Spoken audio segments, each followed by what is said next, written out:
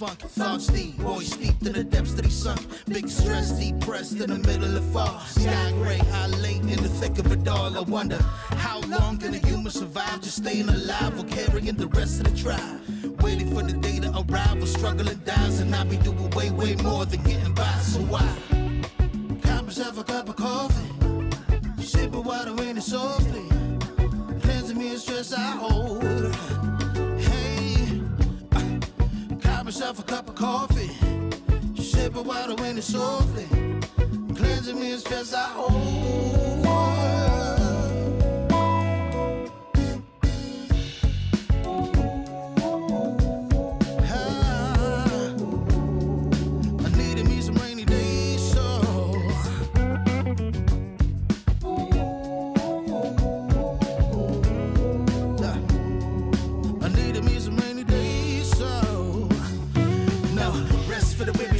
Eyes realize life is so much more than just living a day. Every day I can sit and reflect and reconnect to myself and know that I've been given. See, giving up is not an option. So when I'm looking at gray skies, I'll be adopting a new way to deal with a test. Lord, relieve me of stress to bring me looking like when blessings drop in. And so I cop myself a cup of coffee, sip of water in it softly, cleansing me of stress I hold.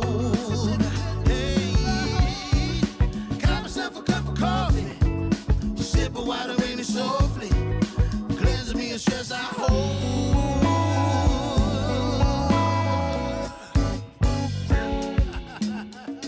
Hey, here we go. Yeah, let's do this. Y'all ready? 1, 2, 3. In times of test, let no harm beset me, oh my Lord, oh my Lord. In times of test, let no harm beset me, oh my Lord, oh my Lord. Woo.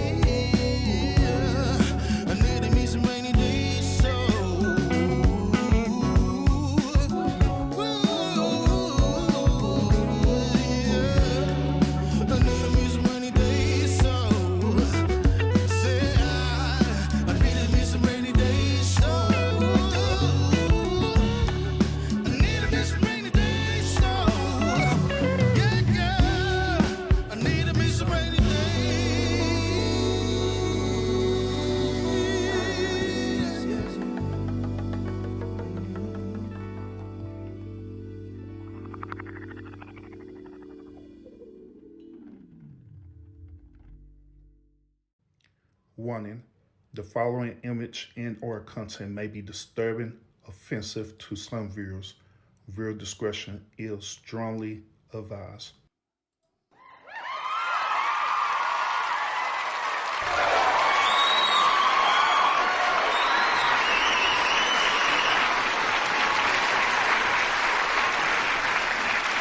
Salute, salute, salute. Welcome, welcome, welcome.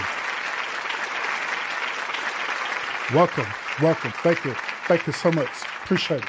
Appreciate it a whole lot. My name is Serbian. I appreciate y'all tuning in to the podcast today. You know what? I just sit up here just listening to my, my theme song, right, man. My theme song be going hard as hell. I ain't lying. I ain't lying. Shoot, that's why I played that whole thing from beginning to end, because that song lit.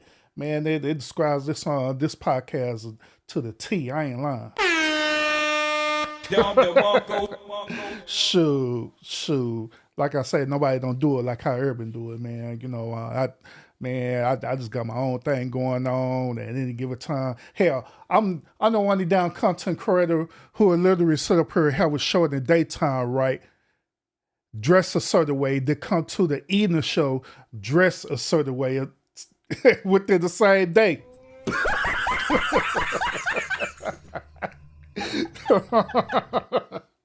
Hey, I sit up here to change wardrobes on y'all like it ain't nothing.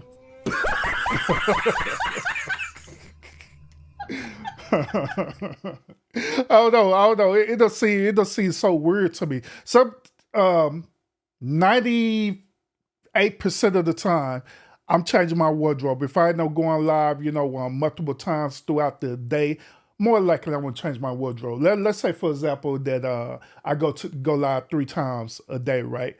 Best to believe that I'm gonna change my wardrobe 3 different times.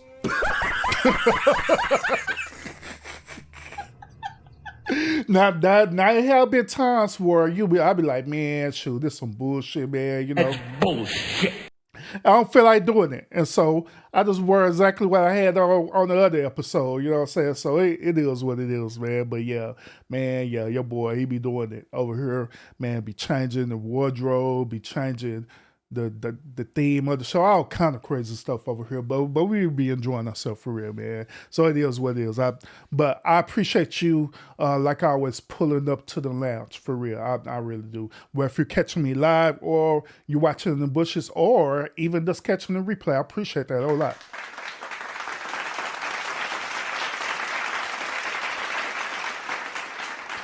Appreciate it a whole lot. We do have a show that I want to deliver to y'all today. I did want to do a follow-up show of the show I did earlier today, right? Because I know I triggered some folks like usual. But I did want to do a follow-up show on that, but I'm going to postpone that maybe till tomorrow. So I don't know. But I wanted to do this particular show today is because y'all remember when I did my Pop the Balloon reaction show, not the very last one I did, but the one before that were right, where the women was there holding the balloons, right?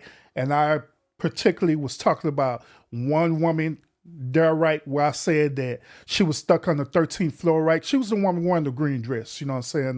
Matter of fact, I'll show it to y'all. She was she was that woman that wore the green dress. Let me show you. Yeah, her. So this is the woman. She was wearing that green dress, right?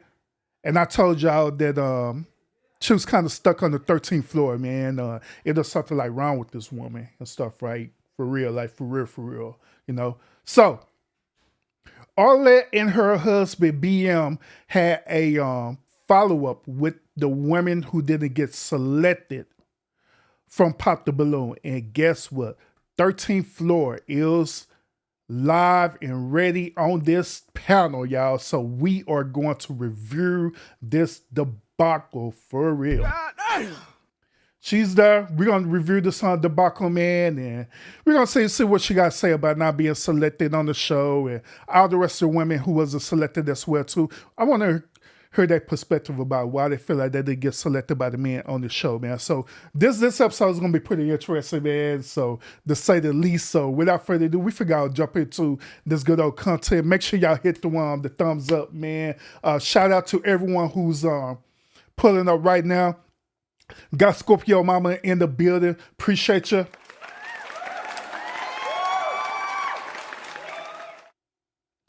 And we also got my boy Lionel in the building as well, too. What's up, man?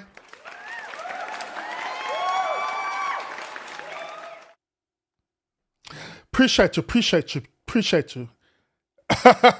Hey, yeah, we sure do, bro. Yeah, we gotta chop it up for real, man. Yeah, we really do, man. Say, yeah, just hit me up, Lionel. My email is on my channel, man. So you can hit me up, man. I ain't tripping on that. But yeah, man, or you're trying to hit it up on the actual live show, that's fine too. You know what I'm saying? But other than that, appreciate everyone who's on pull up as well. Like always, appreciate you.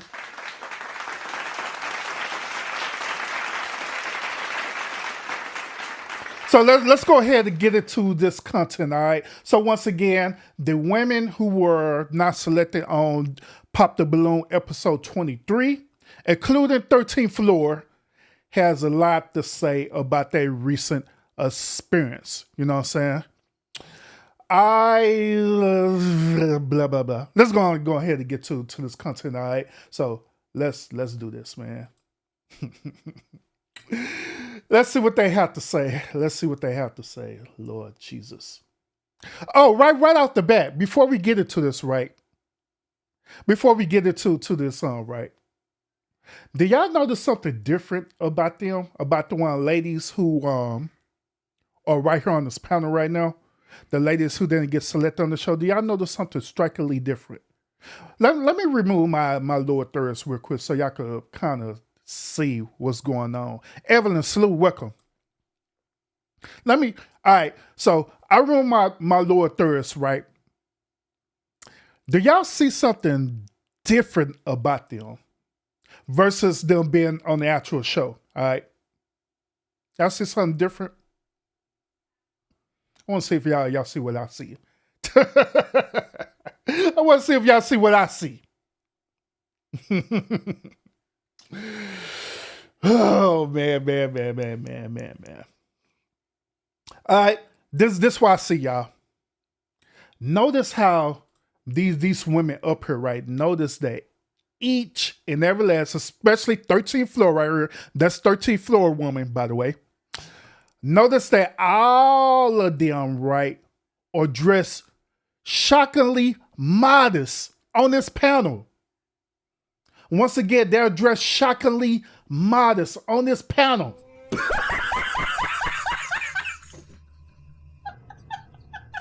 They are. Versus on the show. On the show, man, hey, they was dressed like they was going to the club. Especially 13th Floor right here. Look. I'm gonna show y'all. Look. Here's 13th Floor right here. She dressed like she going to church, dressed like she looked for a man. She dressed like she fits to go to happy hour at the club. About to get some mimosas and stuff. Look at her. She's the same exact way. All of them is dressed like they going to happy hour at the club. All of them. Every last one of them. She got selected so she don't count. All right. But every last one of them are dressed this way, like they are going to happy hour. She's on the panel right now. All of them are dressed the same exact way. You know what I'm saying? And here's another thing that's interesting too, and I've been getting on Orlette a lot. The reason why I've been getting on Orlette a lot lately is because Orlette, see, in the manosphere and red pill spaces, right? They call Orlette and her husband a tether, okay? A tether is simply African people or people who are not part of the African American culture in this country, okay? Long story short, that's what a tether is. So they've been calling her a tether. Now, the reason why I'm bringing this up is because once again, notice that whenever Orlette is dressing right, Orlette don't dress provocative like the black African American women that you see on the show. She never do. She dressed fairly modestly every single episode. The reason why is because her husband do not play that bull crap. Period. Her husband don't play that bull crap, period. Her husband don't tolerate that because they're Congolese. They have a different representation of their women. But yet and still, they allow the African American women to come on to these shows, to come on to their show and dress all provocative stuff. You know what I'm saying? Look, this is like exhibit A, B, C, and D, man. You know what I'm saying? Look, she's dressed modest. Fairly modest. Watch, next woman come up. Whoop! Look at this. Next one. She's on the panel too. Look at her. Y'all see? Next one. Happy hour. Mimosas. Everything. This is how they came on the show to look for a man. They came on the show trying to look for a man, trying to find love, but they was using their body, using their looks to actually to find love. And I find that interesting. But once again, Arlette, she's not pulling up on the show dressing like that. She's not. She's dressing as modest as possible. I mean, look at them, y'all. Look at them. But I just wanted to point that out to y'all, man. That's to give y'all a little clarity of this, of what we're going to deal with right now in this moment. Because right now in this moment, look at them. They're not dressed provocative no more. They're not dressed like they're trying to go to the club. They're not dressed like they're trying to catch happy hour. They're not dressed like they're trying to get a man to buy their drinks for them, free drinks. They're not dressed like this. None of them. On this panel is dressed like this. They're dressed shockingly, modestly on this panel. Look at them. Speak, salute, worker. Talk about I could say that last one. Speak you wild in the mud, bro. But now let's get into it, y'all. Let's get to it. Let's see what they have to say about their experience on this Pop the Balloon episode, all right? And I'm very curious to see what 13th Floor had to say as well, too. Let's get it. All right, welcome back to BM Talks to Them. Today we have some of the girls from episode 23. Mm-hmm. And like, even right now, look at how Arlette is dressed. Even right now, Arlette is dressing normal. The episode that everyone's talking about. Welcome, ladies. How you feeling? Okay. Hey. Hi. Y'all. Feeling good. Great. Thanks for having us. Of course. It's nice to have you guys back. Obviously, as you guys saw from your episode, we had the men on. They got a chance to speak, say their piece, all that good stuff. So we're like, it's only fair that we bring the ladies as well so they can say their piece, because a lot of the comments, you guys were pretty much under fire underneath that episode. So we were like, you know what? Let's give them a chance so they can come back on. Maybe there's some things they want to address, whatever it may be, get some stuff off your chest. This is a great moment for you guys to do so. So we just wanted to bring you on the platform and just hear from you guys. I hope you guys are ready. Yeah. We're ready. Let's get it. Okay, so the first thing I want to ask you is how did you find the experience so far being on the show? And how did you find it when you saw the actual episode come out? How did you feel? Kind of explain your experience. Let's start with Renee. I had a fun experience. I was surprised to see a lot of negative comments. I thought that we were a very nice episode. No one was mean, or we didn't have like a viral weird moment. I thought that we all made a group chat after. Like, I thought we were cool, but turns out we weren't. No. Why would you think that, Amazon? Better way. This lady right here, she was the tallest one in the group. All right. She was the one who set up here saying that she was looking for a man who was taller than her. The woman is already 5'11", that she put on heels to make her be like about 6'1", 6'2". And she was sitting up here rejecting every dude who was either at eye level or lower. I'm just saying, and by the way, y'all, by the way, it's kind of funny that I paused the video right here because once again, 13th Floor is doing what she do best.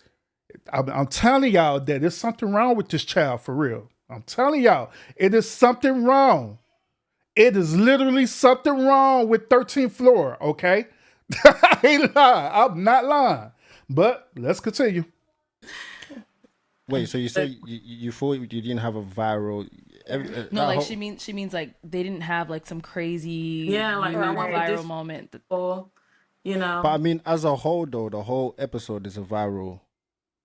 It's like a viral moment. The whole episode. Yeah, the episode it was a good episode. I'm saying like we didn't have anyone that was disrespectful or had like some weird commentary or something. All the girls were respectful. The men, we did have a nice lineup, but we just didn't match up. They just weren't our types. Okay.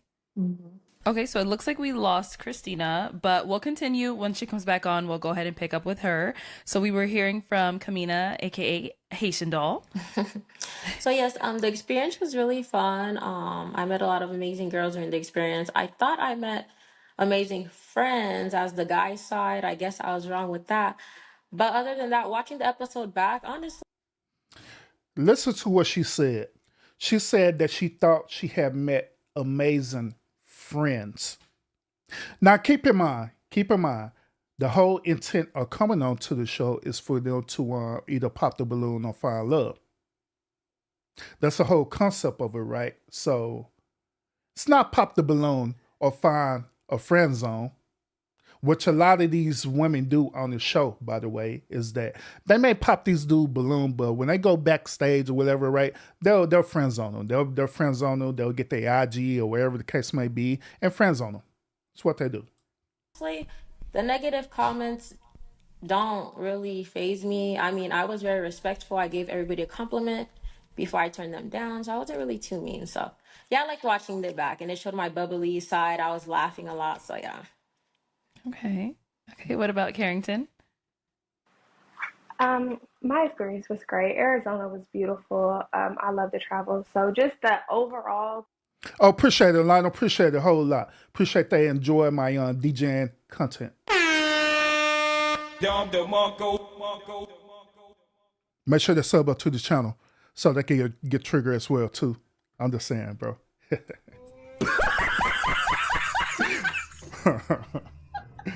Going out there was amazing. I was really nervous beforehand, but the girls definitely made it better for me. We talked, everybody reassured me. Anxiety was through the roof, but it ended up being so easy, so smooth. And like Renee was saying, afterwards we were talking and we're like, dang, we kind of had a boring episode. Like nobody even said anything crazy. Nobody, like everybody, guys and girls in the group chat, all were kind of in agreement that. What are they talking about? Yeah, y'all wasn't. Okay, I give them this. They wasn't trolling like how other people be doing on the show, right?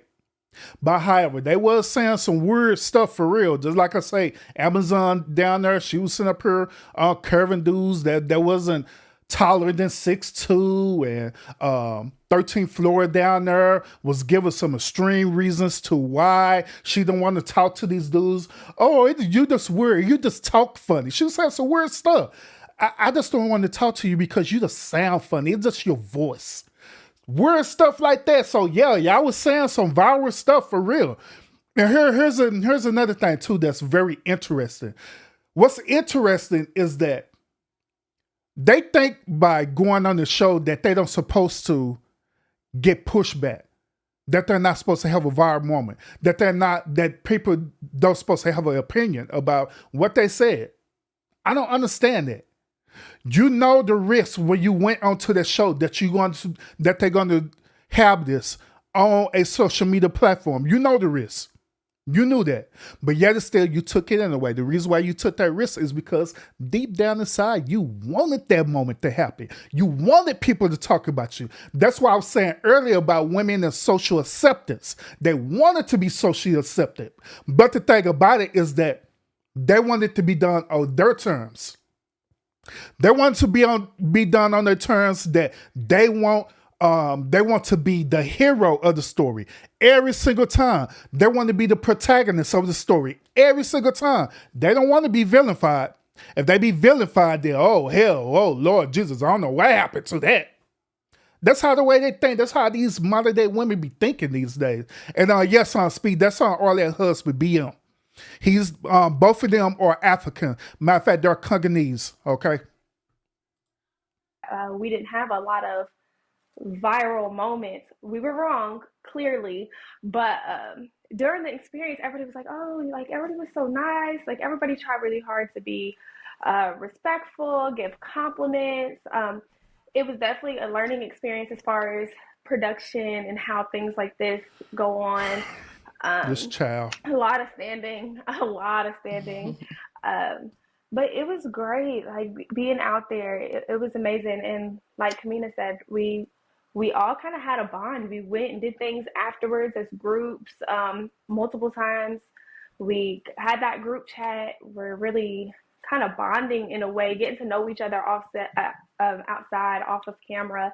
Of course, now we all have different perspectives of everybody, and the experience is a little tweaked. But initially, it was like, oh, like we might have not found our person, but we definitely found friends out of it initially. But you live and learn. And then as far as the comments and things like that, I'm a very inside person. I am not like I took a detox from the internet and social media before this trip, and getting it back and this being the first thing, it was a lot for me. So I can't sit here and act like, oh, I have the toughest skin.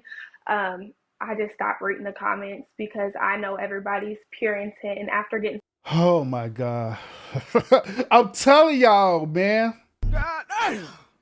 I'm telling y'all. I am telling y'all. Oh my God, bro. Oh hell no. I'm telling y'all. And now I want Scorpio. I just say child. I said this child here. That's what I say, man. This child here. I'm telling y'all about 13th floor. See, y'all don't believe me about 13th floor.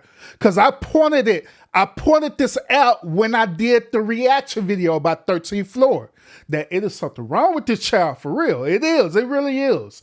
It really is. But the whole purpose why I'm playing is because, not because of that. To be quite honest with you, I'm gonna be really real with y'all. I'll be really, really real. I don't care about what she had to say. I don't care about what the Amazon had to say. I don't care about the IG model had to say. And I sure as hell don't care about what the Haitian has to say. I care about what 13th floor has to say. Facts. That's what I care about. That's who I'm here for. That's what I'm here for. That's the whole point of this. to know these women, I just can't. Like, I couldn't sit there and watch them degrade these women as far as their looks, their personalities, because those conversations afterwards show that those 20 seconds that went viral aren't these girls. So it did. It kind of hurt my feelings. It kind of put me in a weird space. Like, oh, okay, for one, I don't Why? date. I don't communicate with people just outside of work and things like that. So this right here was extremely overwhelming, having all those eyes on me from people that I don't even know. But overall, it was nice. Okay. All right. Let's go and let's move into Ish. Let's go. So the experience. Yeah, 13th floor, get ready to speak. Yeah, let's go, 13th floor. That's what 13th floor got to say. Experience overall, I think, had a lot of positives to it. Like Carrington said, going through the process, understanding how things like that work, meeting new people. The group of ladies that I met was amazing. I mean, absolutely amazing. I have zero bad things to say about any of the women. That was an amazing experience for me. But Afterwards, getting to know the guys, you get to know people at a certain level and you see things and you're like, these guys aren't so bad. Not saying that they were bad when we seen them, but you kind of see people for what they are outside of them being on camera. So felt like I got a really good look at who these people were. And then after the video dropped, these people, seeing all the negativity and everything that people were shooting at the girls. Oh my gosh, shit. 13th floor did not disappoint. So let me get this straight. What I'm hearing right from 13th floor is that overall, she loved the women there. Overall, she's actually attracted to the women there because she's speaking highly of the women there, right? But notice what she said about the dudes. She didn't speak highly about the dudes or nothing like that. She didn't. She said these people. In fact, when we did our reaction video on this, right, 13th floor was the main one who was saying some weird ass stuff about these dudes. I don't like you about how the way you speak. I don't like you because of your eyes. It said some weird stuff. Of the reason why she didn't like these dudes. She was doing that. So I feel like I got a lot of heat. I'm not saying that everybody got positive stuff, then I got like negativity. But when I tell you, I was waking up in a bad mood because so many people were saying all these negative things about me that weren't true. Like there were rumors like all over, people making like individual videos of me, and I've never been under scrutiny like that, especially in such a negative way. And me being the person that I am at the core, it really did hurt my feelings because I'm like, these people literally don't know who I am. They just see these images of something put in front of all these people, and we're expected to do this thing. Like the show is about dating and essentially either accepting or rejecting a person. And I feel like when we're being honest with ourselves and we're rejecting people in front of all of these eyes is seen as such a negative, as if we are meant to be with every person that crosses our path, and that's just not realistic. So I think it was a good experience overall, being able to meet these people and have this connection. But I don't necessarily like These how much people. negativity the women receive, because again, like Carrington said, knowing these women. Let's listen to what she's saying again. These people and the negativity that the women receive. Listen to her. Listen to attentively what she's saying. She said that she was pissed off because she woke up and seen that her alerts was going off on IG because them dudes was clowning on her. Hell, if I was that type of Negro, I probably would be on an IG clown on her, but I'm not that type of Negro. I don't have time to do all that trolling stuff. I don't. I'm a busy man. I don't have time for that. But I can imagine that the dudes that was up here saying some stuff about her, even probably women was saying some stuff about her, probably made the same observation that I did, which at the end of the day, it is something wrong with this child. That child is stuck on the 13th floor and she is not coming back from it, period. I've been telling y'all this. See, I am a good observation of people behavior for real. And I'm telling you, everything that she's saying, it's not all the way there, for real. I ain't lying. And she like women, by the way, too. She absolutely would like women. That's why she's defended the sisterhood. And that's why she don't say men. She say these people. Racist ass. Women, they are such good women inside and out. And I just can't see what people are seeing online, and I've gotten to know them at the level that I have. So a lot of positives, but I definitely don't care for the negatives that came with it. I feel like, if people were a lot more open-minded and understanding, they would feel, that we're human too. You can't learn or know somebody off of 20 seconds, especially with all these negative headlines that each episode or each video of, that has been taken out of context has been given.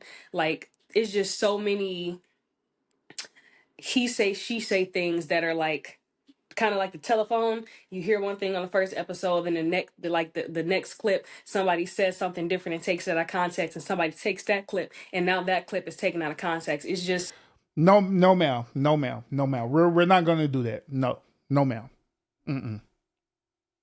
See, first of all, if we want to have a accountability moment, right there, guess who we should blame that on? We should blame it on these two up here. We should blame it on BM and Arlette, because the Pop the Balloon episodes are not streamed live. Okay, once again, the Pop the Balloon episodes are not streamed live, meaning that you're not going to get the raw, uncut footage of what's really happening. You are going to get the edited versions that BM and Arlette and their team put together. So if you want to have an accountability moment, or if you want to blame someone for that, no, you don't blame the podcasters for reviewing the video, because they only reviewing the video that's been put out there for them to see. Blame it on BM and Arlette and their team, because they put it out there like that. They edited it like that. They clipped it like that. They clipped you saying some retarded stuff that you and your alleged sisterhood down there was saying some word off the chain stuff to these men. Y'all did that. Y'all did that. So the second part of it is this. A lot of stuff that was said right for us, the rejection part, They could have had kept that to themselves. They could have. They could have simply said, I'm popping my balloon because I'm not attracted to this dude and left it at that. But guess what? They didn't. The reason why they did it is because of who? Arlette and BL. Because right when they say something like that, right? Well, I'm not attracted to them. Could you go into more detail? That's what she said. Could you go into more detail about why you're not attracted to her? Like, God dang, she always said she's not attracted to the dude. What more information do you need? But that's what these tethers do. They sit up here and get more information out of you to make Black African Americans look stupid. And that is facts. That's why they do it.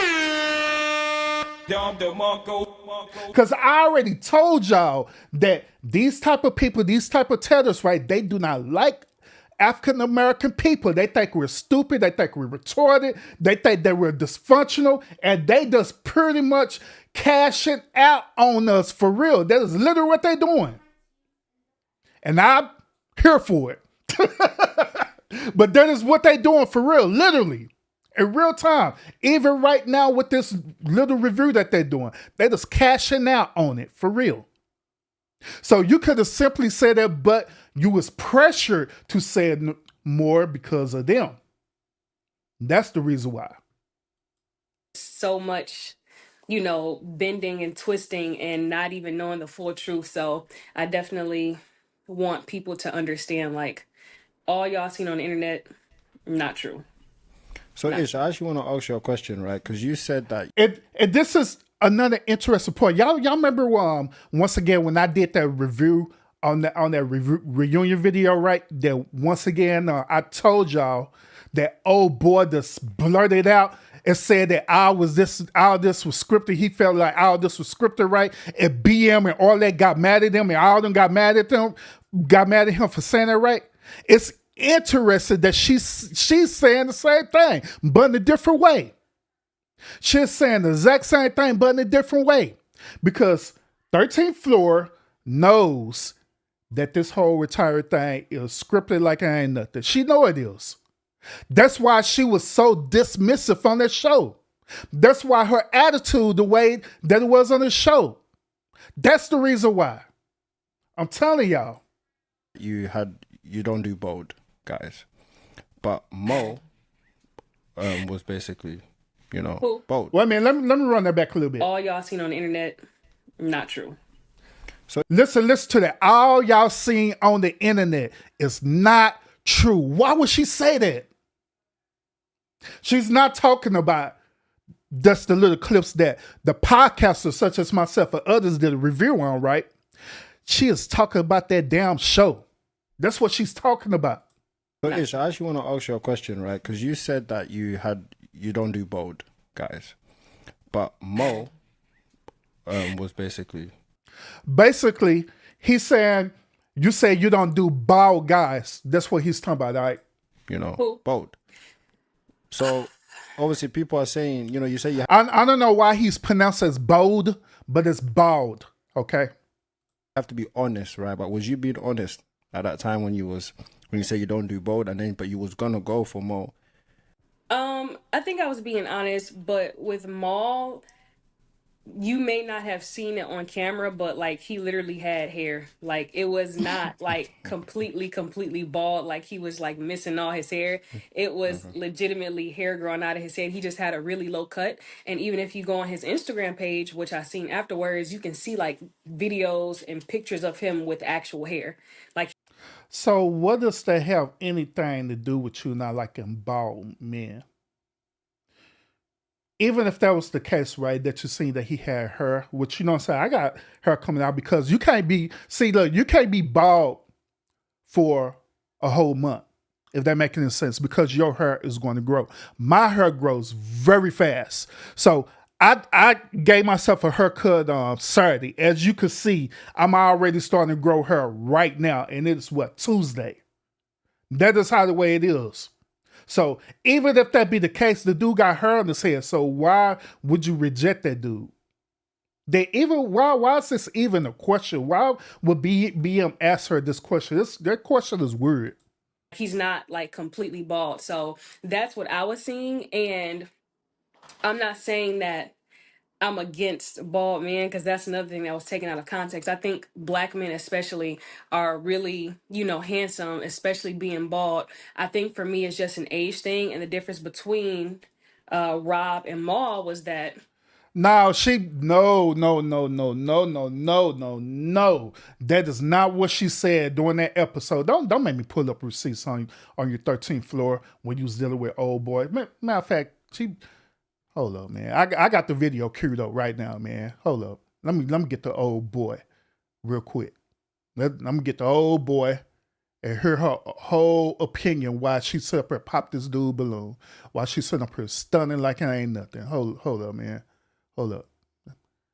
I'm right here on the video right now. Give me 1 second. Let me get it. Let me get it. Cause she over here tripping.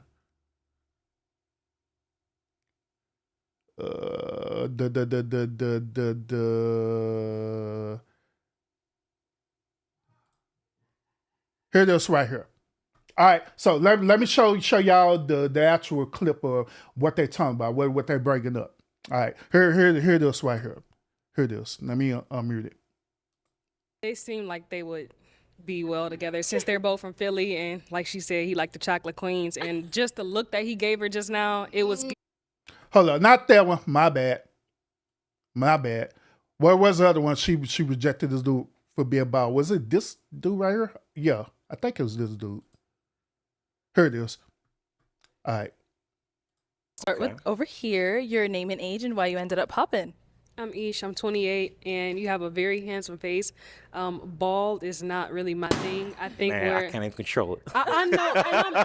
I don't mean to say it like that. It's just, I feel like maybe if we were 40s and like you were bald, then it would be like different, but we're like really young. I know. So yeah, that's it. And then I don't want to be mean, but I just don't really like how you talk. Oh. Y'all heard what she said. Not only she was talking about this dude being bald, she was talking about that she don't like how the way this dude talk. So what in the hell is she talking about?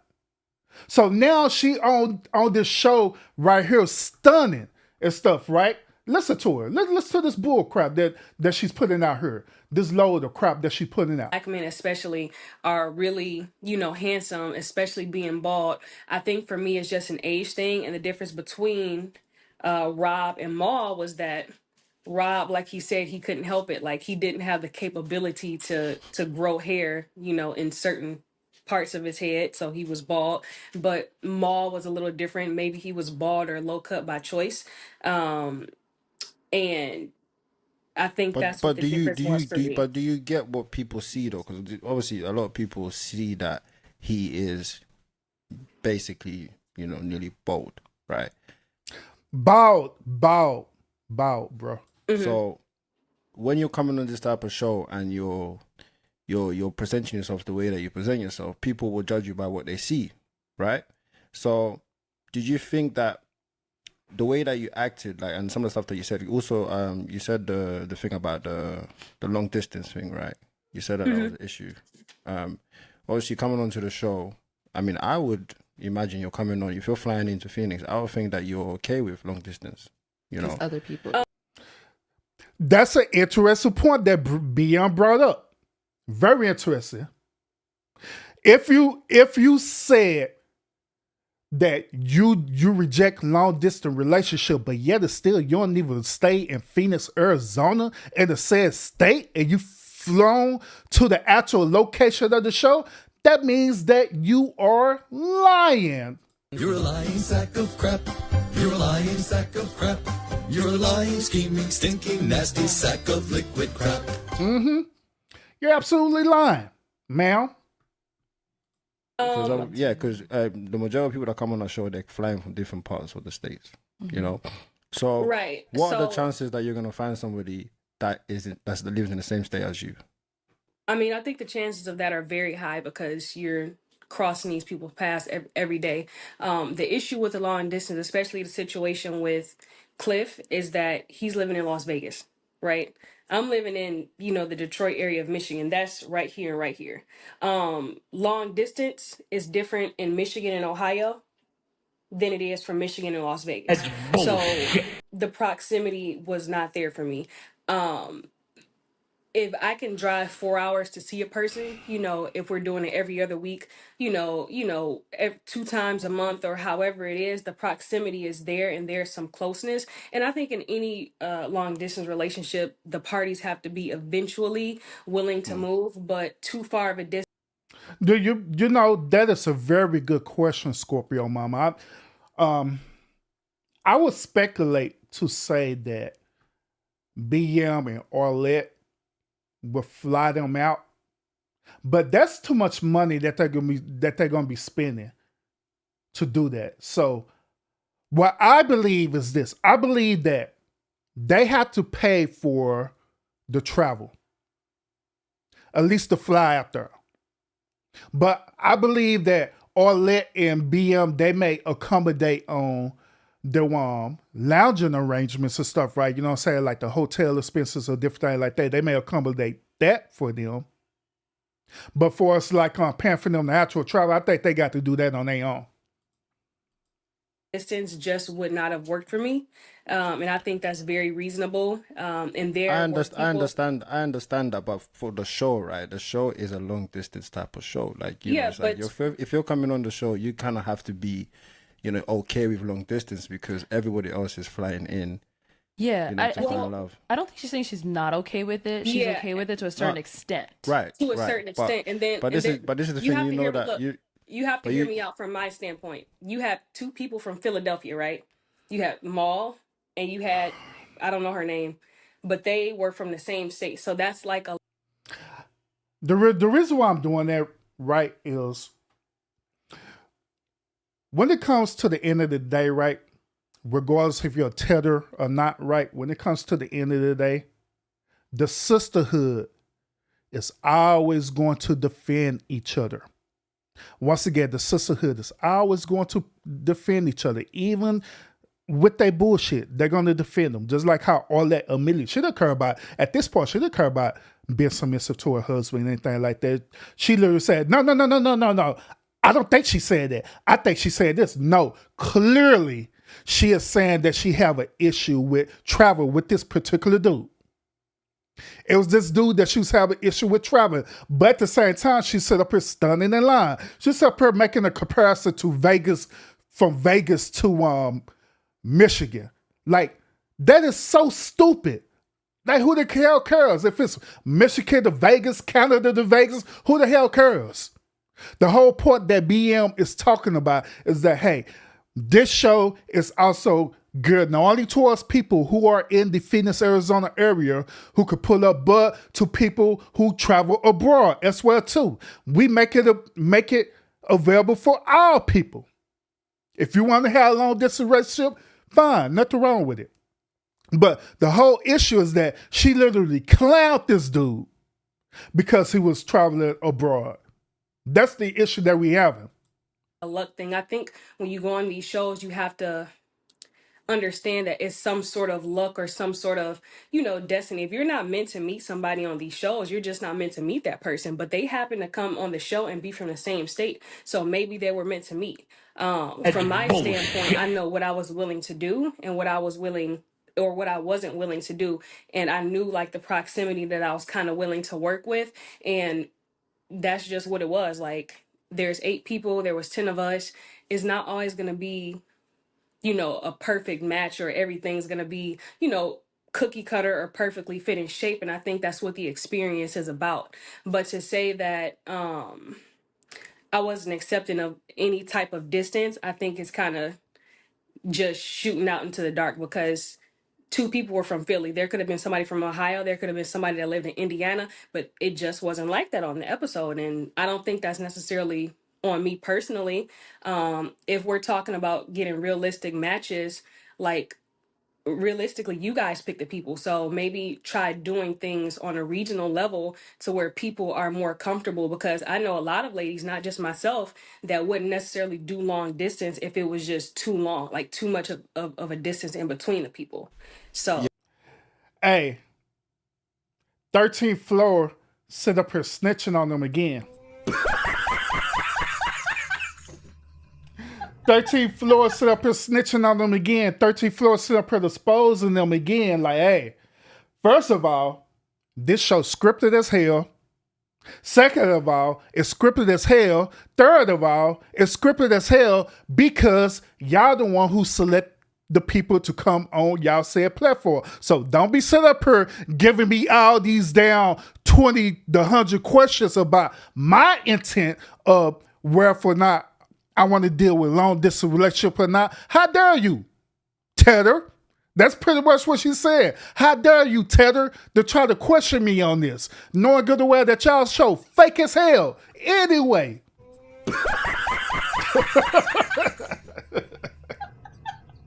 I told y'all it was something about this child, for real, man. Yeah. So no, I understand what you're saying there, but essentially this show we do put on the description that it is for the whole of the USA. So you have to know that if you're coming on the show, know that you should be open-minded to dating people from all over the states. And I understand you know, not wanting to be. Some people come on and they're from the. Now, or let's end up her agreeing with her husband. Yeah, all over. Yeah. No, you was with the sisterhood a few seconds ago. And then another thing too is that I'm not gonna sit up here and say that I don't understand where she's coming from or I don't agree where she's coming from. I understand it. I understand where she's coming from. You have a choice to whether or not if you want to date someone abroad or not. You do. That is totally your choice. I get that point. So I understand that point of view. Now, here's a little point of view where you're talking about you got to be open to dating someone who's outside your said state or whatever stuff, right? I don't agree with that. No.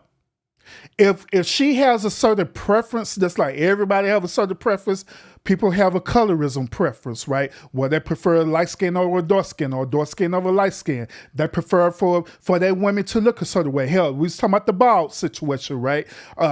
If that's her particular preference that she wants to be in a certain proximity, right? That's her preference. And you can't tell her that she should be open. You know what I'm saying? How dare you tell her that, Tedder? Lord Jesus. The same state, but you know, we are picking people who we think is compatible with other people. We're not looking at distance. Me and my wife, I mean, I lived in London for 20 years and then I came to the US. So if you're talking long distance, that didn't stop us.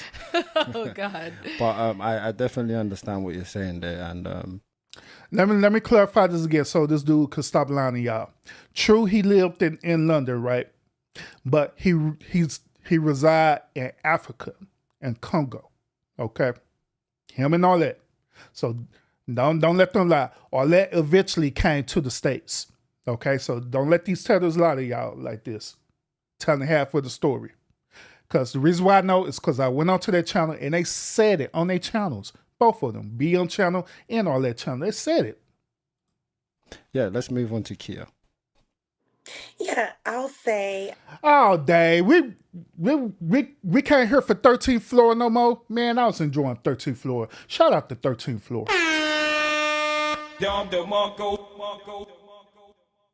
But let's all hear everybody else hear their reasoning behind whatever they'll say they got to talk about.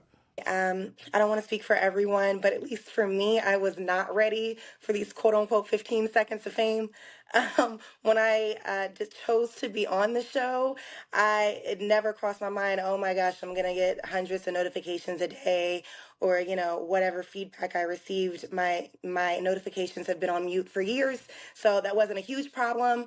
I did look at some of the comments the first day the episode dropped, and I said, that's interesting. But I'm the type of person who has no issue with distinguishing the internet from real life.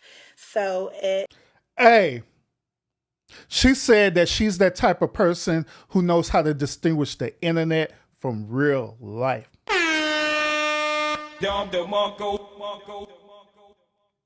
Man, that is a rare commodity for a woman. The reason why is because y'all know, even right now in these YouTube streets, it's very hard for women to distinguish the internet from real life. They'll literally sit up here commingle their real life into the internet. We say it all the time. Hell, we say in sectors and stuff right now where women sit up here beefing with each other, where they literally to commingle real life with the internet like I ain't nothing. Tripping like I ain't nothing. I said it. I said it. I said it.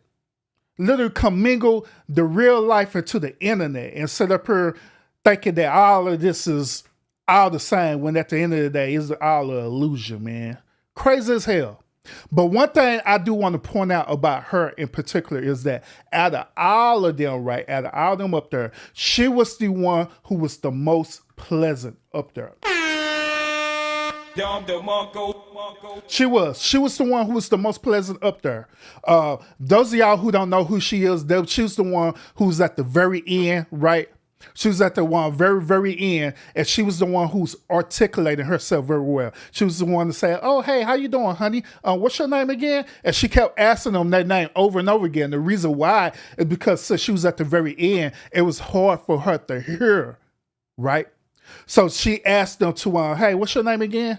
And she's been very pleasant with them. And when she rejected the said dudes, right, she did it in a very pleasant way. She didn't go into details like 13th floor and all the rest of them did. Even when Arlette was trying to push her to go into more details, she stood her ground. It was being pleasant with them. Facts. That's what she did. Absolutely. That's not something that, I will say that there were way more positive comments that I received than negative. It was. The reason why it's way more positive comments is because she was the most pleasant one up there out of all of them. Of course, we all receive negative comments. I will say I've gone on a few times and people have actually noticed me. Oh, I really enjoyed, your episode, your positive demeanor, blah, blah, blah. And that was really encouraging to me. Because one thing about me, as you can see on the episode, I try to exude positivity and encouragement for other people, whether or not I know you or not. And so it was really a blessing to me to receive that back in return. Now, for the negative comments, one thing that was really eye-opening for me was that people seem to know me better than I know myself. People seem to know my intentions better than I do and better than even God knows me. So I'm so glad that you all are so much more intelligent.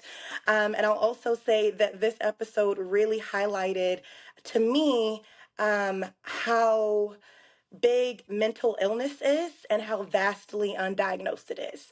Because for you, BM, I can't imagine you as the person you are today looking up on anyone's platform just to go on their page, type their name in, go on their page, go under their pictures, and express how much they genuinely have believed in their mind that they hate someone that they have never met. Big facts, and that's going on right now. That is absolutely going on right now on social media, or in this particular case on YouTube. It's going on right now, real time, right now, where you literally will sit up here. You say that you don't like a person that you never met before. You even say that you hate a person that you never met before. The day before your life, you made the most communication you had with that person is hopping up on the goddamn panel, and that's it. That's it. Nothing more, nothing less. Then from that interaction and stuff, right? Oh, I hate them. Let me just type into the comment. Let me troll them. That is insane.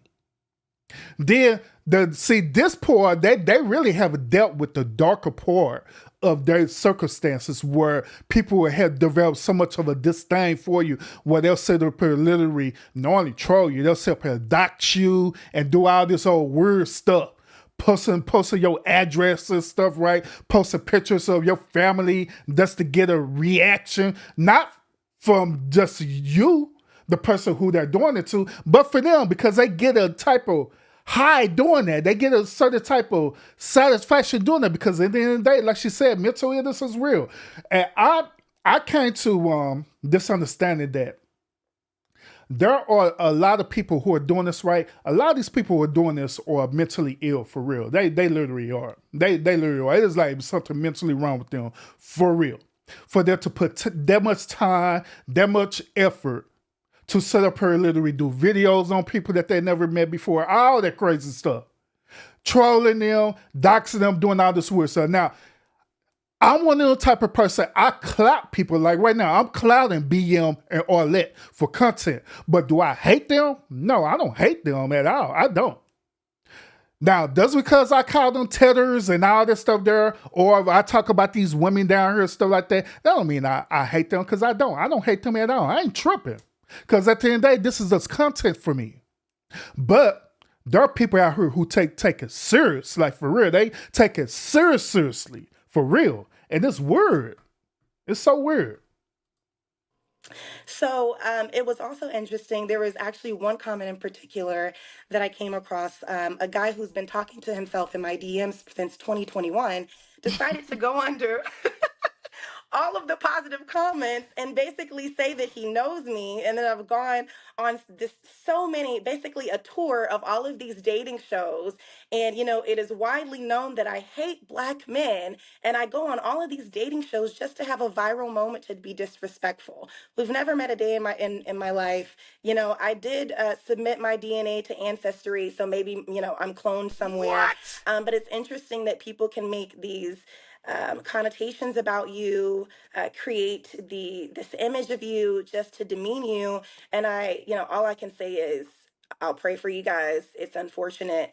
You, BM, are always thinking about the next big move, your next project, how to make money, how to better yourself and your family. And that's the wavelength that I am on as well. So it's difficult for me to understand the thought process of someone who thinks any differently and actually has the time to go on someone else's platform to belittle them. So that's unfortunate, and you're in my prayers.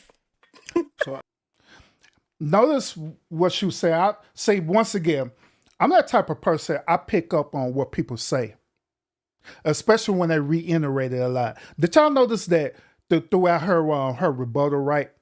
She had mentioned about BM twice, but she never mentioned about Arlette, period. Did y'all pick up on that? I did. The reason why is because of this, for two reasons. First of all, Andy Manosphere in the Red Pill community, we would call this sister, well, what the hell we call her? We call her a pick-me. Yeah. We call her a pick-me. Okay. We call her a pick-me because she's defending, you know what I'm saying, Black men in particular, all right? She literally praised BM twice in front of his wife. Twice. In front of his wife. That leads me to believe that even though she's cool with people on this panel, including Arlette, deep down inside, she is one of these type of sisters, right, where she literally had dudes as homeboys for real. She had dudes as homeboys. She have not only that, she have brothers probably, and on top of that, she may be the one who came out of a nuclear two-parent household where her father was present in her life. So she values that a whole lot. Okay. Now, all thing I'm saying about this situation is that she had to be really, really careful about praising men, especially married men. And this is also why I be doing this to y'all, my subscribers as well too, about me being a married man, is that it's only so far you can do to either praise me or not, you know what I'm saying, where it comes to the point where people start questioning it, where they're going to start questioning to where, he's married, right? You know he's married. Why you not acknowledging his wife? But that's what she did. Throughout that time, she didn't acknowledge Arlette not one time. She didn't say them or they. She didn't use none of them pronouns, them or they or anything like that. She said him. Him. Maybe she's attracted to that dude. That's speculation. I actually do want to add to that as well. So we are actually normal people. Arlette sitting up here looking at this dude up and down. She looking at him up and down. It's like, Negro, Did you not see what she just did a few months ago? Twice, this woman literally disrespected us. So you're not gonna say nothing about that. Well, I'm gonna see if he gonna. I'm gonna see if he gonna say something about it. I never ever think that I am this big person better than people. No, I am the same as everybody. Once we leave this earth, we're all gonna we're all the same. Agreed. You understand? So one thing that I always have to let people know that I'm a musician. I've had all of this that what everyone's getting. You understand? So I've been through it all. The internet, the trolls, the hate. And you know what I say to haters? I don't watch you. So why do you watch me? Right. That's my point, essentially. Right. Don't watch me. So if you put too much energy into people that are negative, Gonna drain you. you're gonna get drained, and you're just gonna be stuck on their level. They want you to be on that level. But if you don't watch, And that's the same exact way how I am too. You know what I'm saying? Is this and that's to be honest, that's my whole ideology. Blue salute. That's my whole ideology, right? Of me being a content creator on YouTube. Matter of fact, let me put it to you this way. This is where, in a way, I agree with. Now I'm thinking about it now. This is where I would agree with BM, but I also would disagree him on. I agree with him on the fact that, hey, you got to embrace everything about being a content creator, about being on YouTube or whatever the case may be, right? Or being in the spotlight at that moment. I agree with him on that.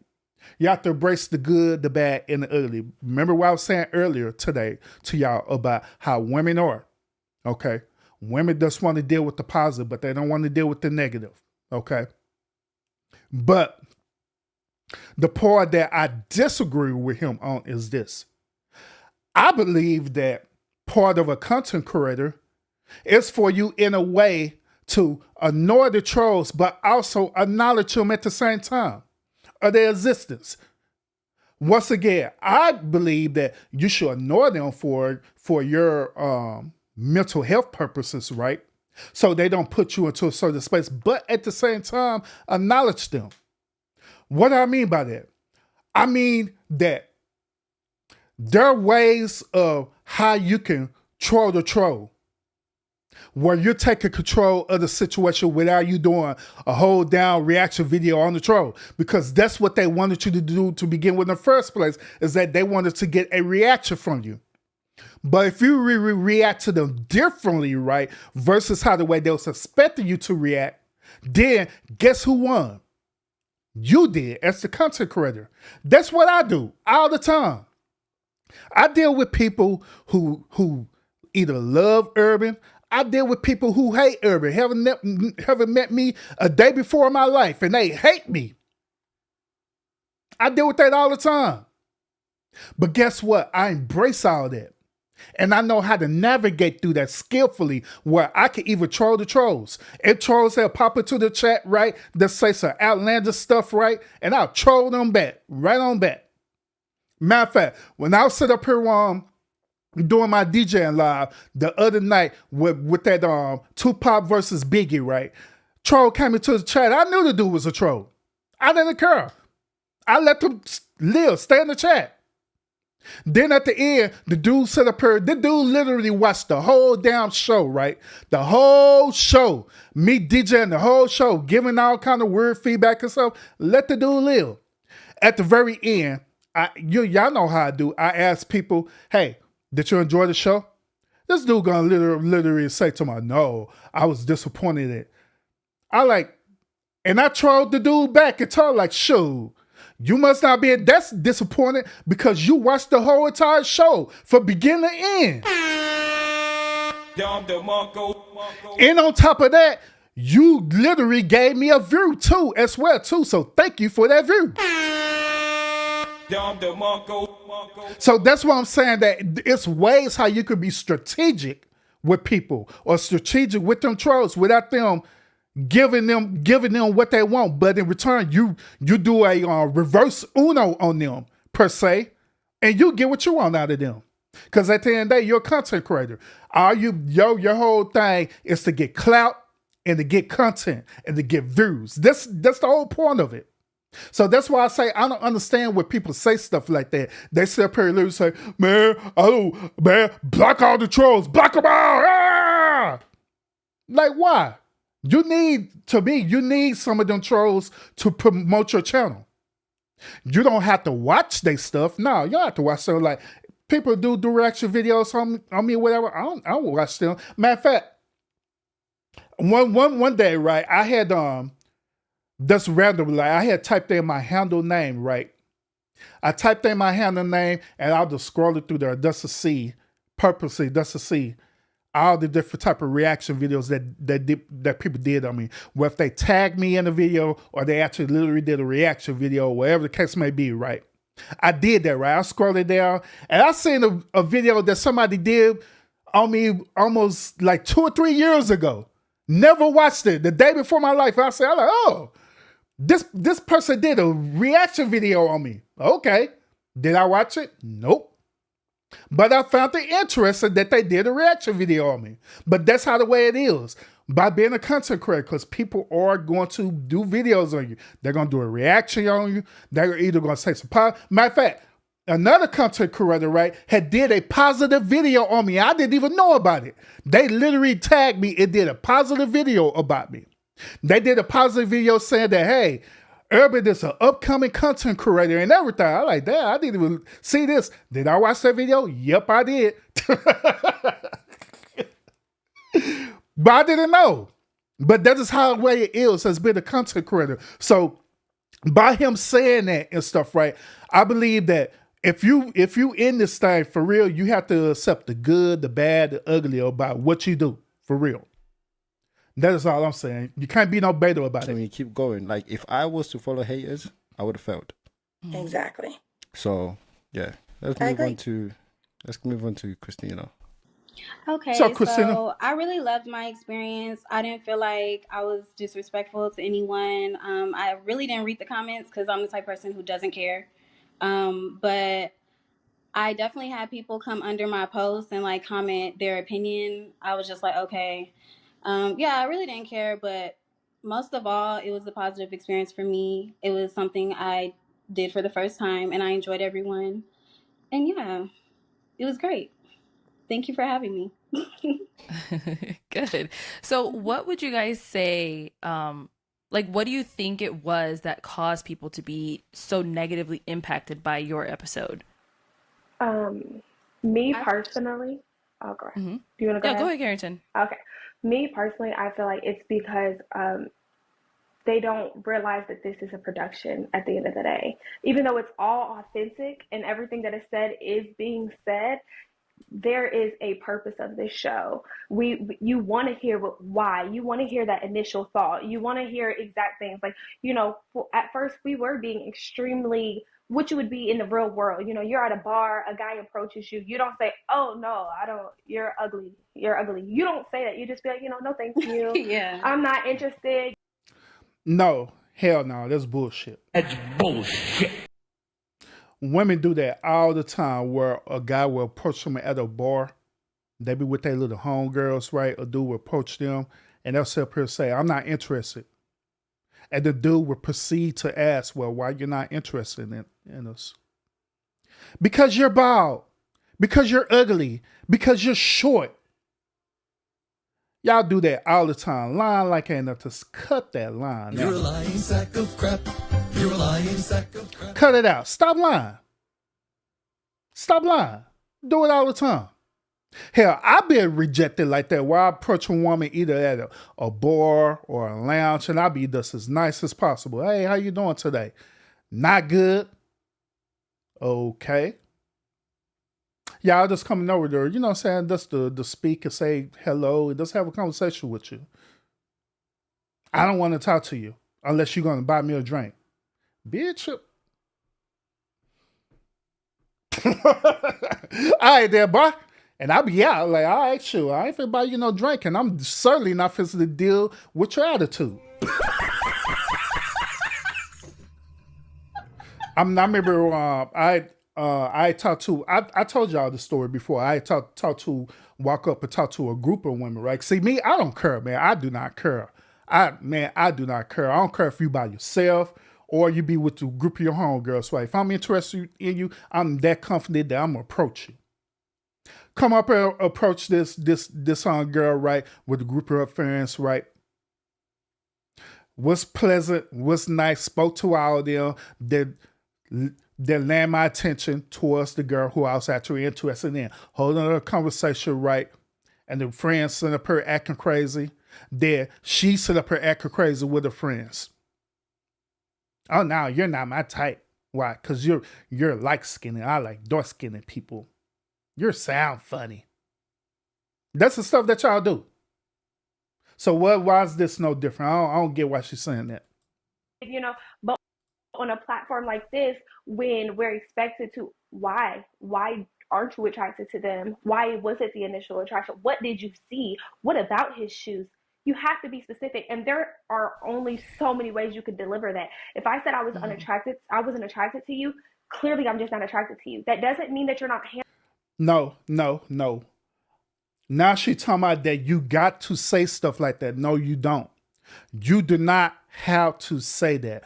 Orlette and her husband is pushing them to say that for clicks and views because they know that negative content sell. That goes back to what I keep saying about these tedders.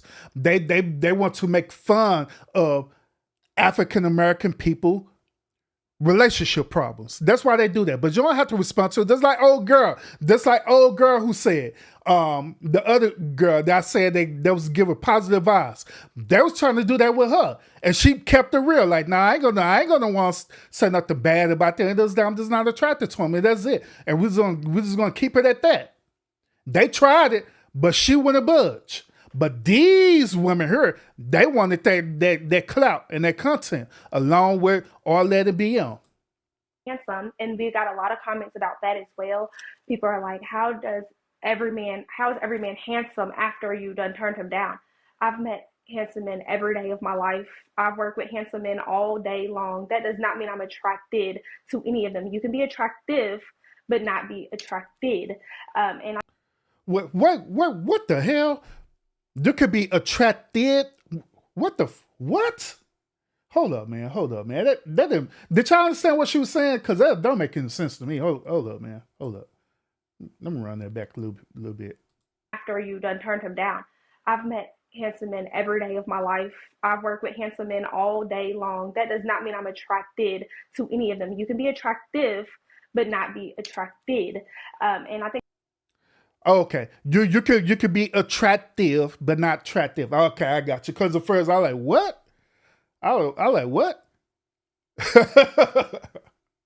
So now, another reason why it didn't register to me on correctly is because I was thinking about it in the point of me actually liking a person, and I started listening. I started trying to process it, right, and my mom like. And my mind had errored for a moment. My mind had did this, y'all. My mind was like, like what? So hold up. Now based on my thought process on this, the only time a person become attractive to me is that I actually like the person. It's something about them that I like. Right? But if I don't like them, then they're not attracted to me. So how can you be? Wait a minute. How the fuck she put this again? Wait a minute. Let's run this back one more time. How can you do that? How is every man handsome after you done turned him down? I've met handsome men every day of my life. I've worked with handsome men all day long. That does not mean I'm attracted to any of them. You can be attractive. Okay, you could be attractive, but she was not attracted to them. But that doesn't make any sense to me. That doesn't register to me now. Because if they could be attractive, that means that you're attractive to them, right? Or am I missing this? Because wait a minute. Because I know logically in my mind that 2 + 2 do equals 4, right? But how in the hell is she making 2 + 2 = 6 + 9 = 13 divided by 3? You know what I'm saying? To come to the sum of 4. Like, how's she doing that? Like, if you're not attractive to that person, then you're not gonna find them attractive. You're not gonna find them handsome or anything like that. Now, even when I look at these women right now, I see them, I use the term as them looking nice or they look beautiful, but for us me being attractive to them, no, I'm not. I'm not attracted to none of them. None of them. To me, the term being attractive means that I want to get at them based on my logical way of thinking. It means that I want to get at them. I want to holler at them. I want to have sex with them. You know what I'm saying? I want to be in a relationship with them. That's what that means to me. But hey, I find you're attractive. That's what that means to me. So it doesn't process to me that you can find them attractive, but not attractive. Whatever the hell she's saying, that doesn't register to me very well at all. So, whatever. But not be attracted.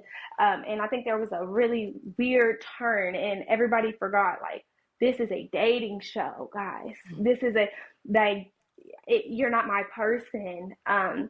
So everybody was just super upset about the fact that this is not you. You might give every man in your DMs a chance. You might hear every man that approaches you out. Maybe, but the women lineup that was up there, they're all extremely beautiful women. I promise you that they get attention every day. At least, I can't speak for them, but I seen them in person. I see myself every day. Just because you seem sweet doesn't mean that I have to entertain that. Making yourself less available in certain ways does higher your value. Having standards does higher your value as a woman, in my opinion. So if I see this man come out and I'm not attracted to him, you guys are like, hear him out. Why? I'm not attracted. I'm gonna hear you out because somebody else might want to hear you out, but I'm not into you. I have to wake up to you every day. If we match, and it goes farther, I have to wake up to you. I have to be. See, this particular part right here, this is what I was saying about BM and Arlette. Okay. Once again, these women are indirectly telling BM and Arlette to cut the bullshit out of what they do. What I'm talking about this whole notion of you don't find him attractive? No. Could you explain the reason why you don't find him attractive? Why do they need to explain the reason why they don't find him attractive? They're just not attracted to the person, period. But they do that. Them tatters up there do that purposely for clout and content. So these Black American women is once again exposing them for what they do. But they need to listen to that. That's why they in deep thought about this, like, Because y'all do that. Y'all literally tell them to do that instead of keeping it right where it's at. Now, that part, I could agree with her on that. If she's not attracted to that particular dude, then it just is what it is. It is what it is. There's no explanation need to be made. Period. But they don't agree with that because they know they sit up here using these women up here and the men that they put on the show. Be proud that you're my man. I have to be able to say, yeah, I chose that, and not have any sex. I went on there really to date, as well as most of these women, in my opinion. Why now on this platform am I supposed to give somebody a chance who I'm not attracted to? And I done flew across the country not to settle. I didn't do that. And they are handsome men. Somebody is going to really want to be with that man and drool over him, and their body's going to get tingly. That wasn't the case for majority of us women, and that's not fair for you all to, or for them to expect us to hear him out. He's a nice guy. Hear him out. He's got money. Hear him out. He's tall. That's fine. That is fine, but I'm not attracted. And a lot of those. Then another thing too, before this Tether say something right. Another thing too is this: she had to understand that the people that was in her DM saying that stuff, right? You got to know that a lot of them folks was the straight internet trolls.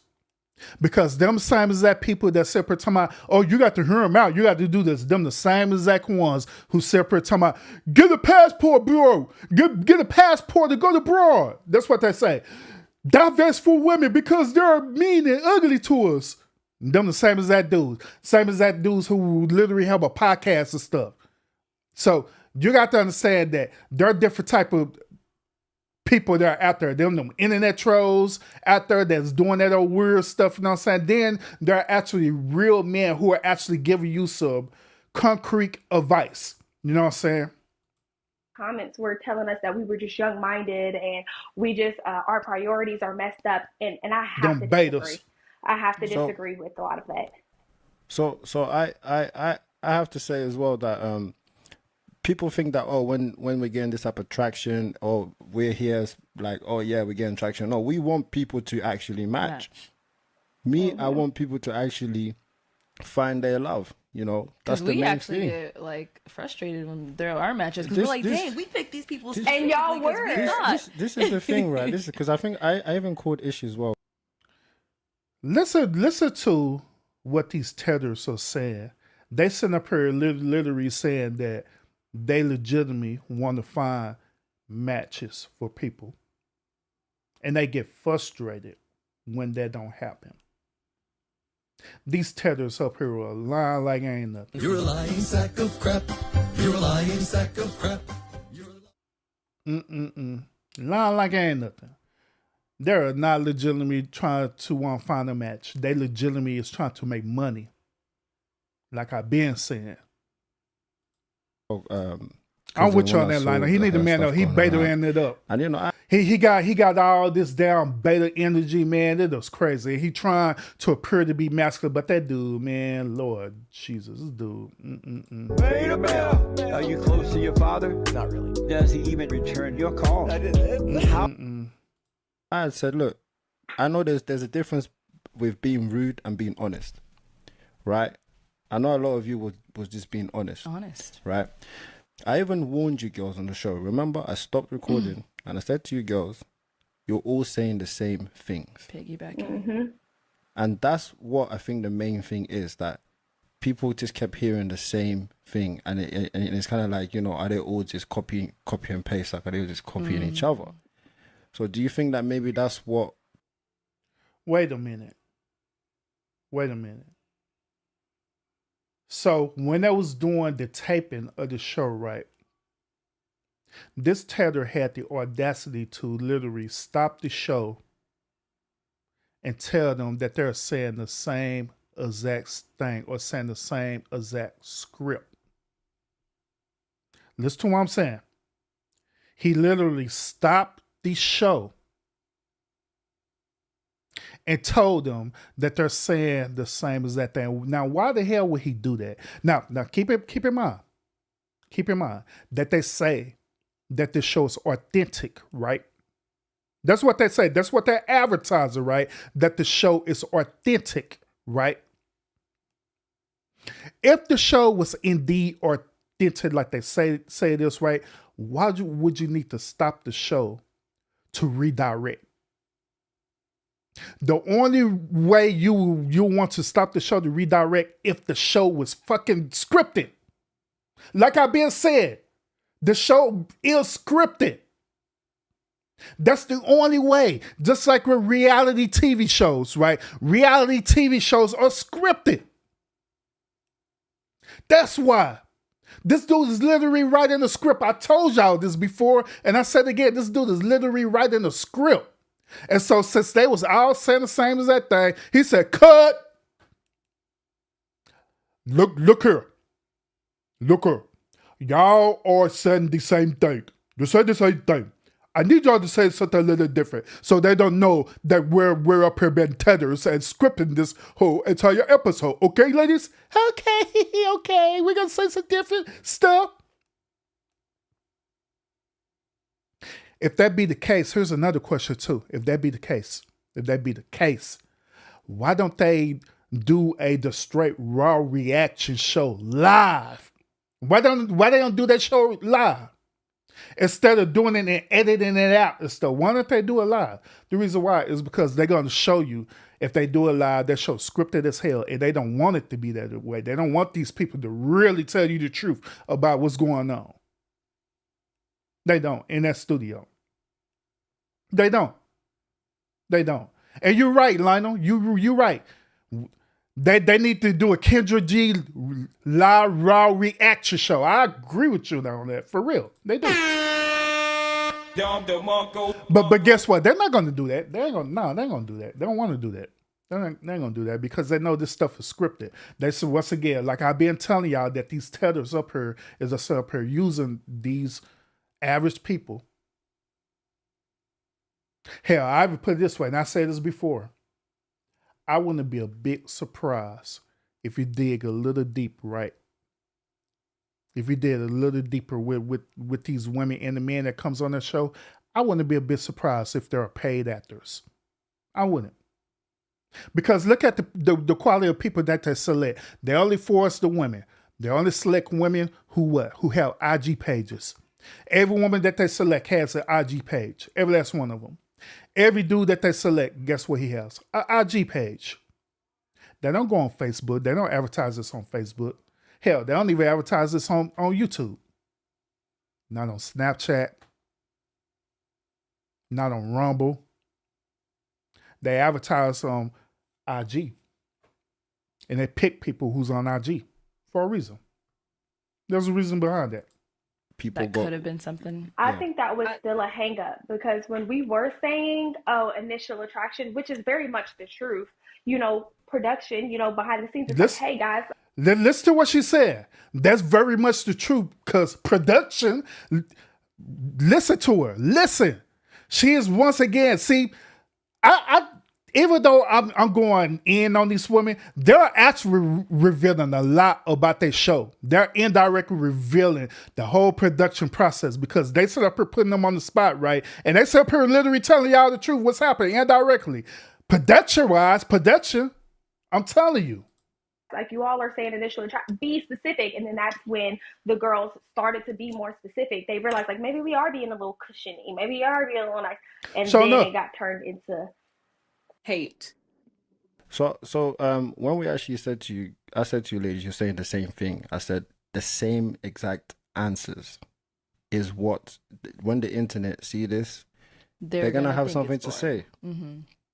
I said, when the internet see you keep saying the same answers, they're going to have something to say.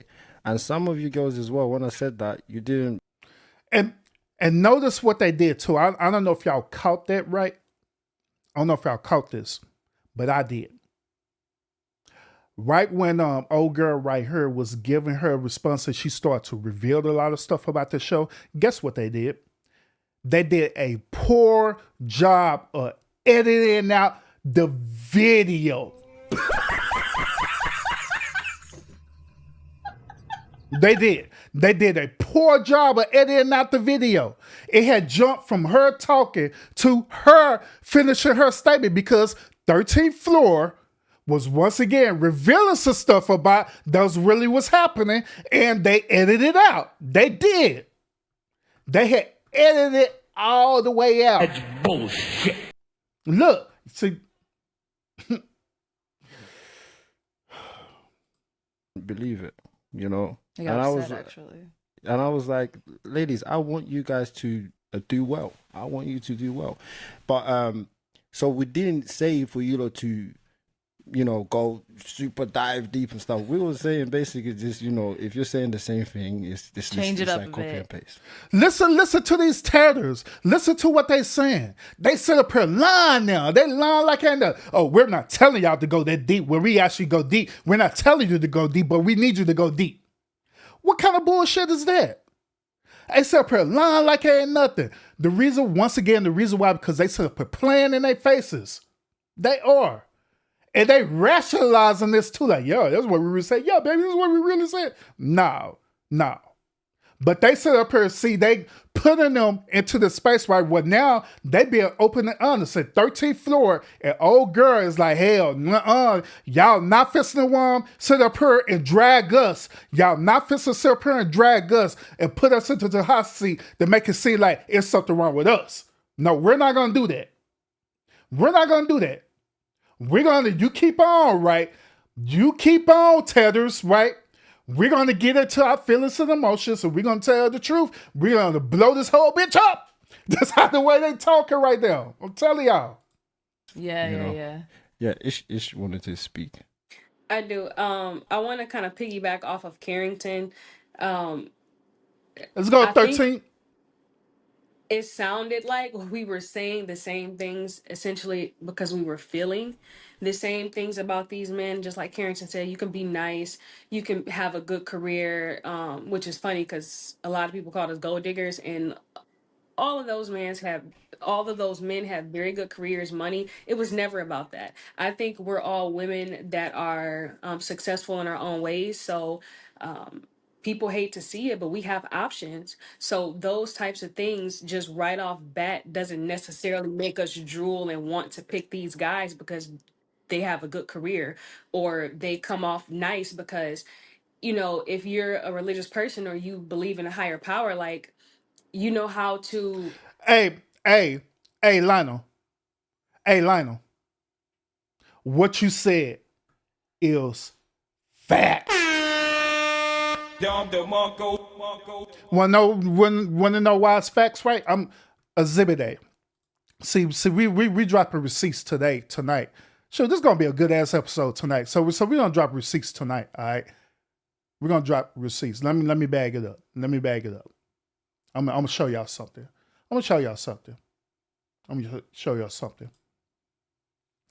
Exhibit A. Y'all remember this Pookie? Exhibit A. Exhibit A. Y'all remember this dude? Let me refresh y'all memory. I work a dealer as an employee conduct officer. Okay, cool. What are some things you like to do for fun? For fun, I like playing basketball, going out sightseeing. I love food, so I like going out to eat, shit like that. Uh-huh. And I like hanging out with friends. Okay, nice. What are some things you look for in a woman? And a woman, I like my woman kind, sweet. Of course, she gotta be fine as hell. I like my woman that look good, and then also then she take care of her health. Okay. You feel me? She eat the right shit. She go to the gym. She take care of her body. I like that. Okay. And what are some of your deal breakers? Now notice this. Not only did this Pookie got selected, right? But notice that in his introduction statement, right, none of them pop their damn balloon. None of them pop their damn balloon. So what Lionel has said is facts. It is. Because they were looking for that darn Pookie. And they found that Pookie, and none of them popped that balloon because that's what they want is that damn Pookie. That's what they want. All of them wanted that Pookie.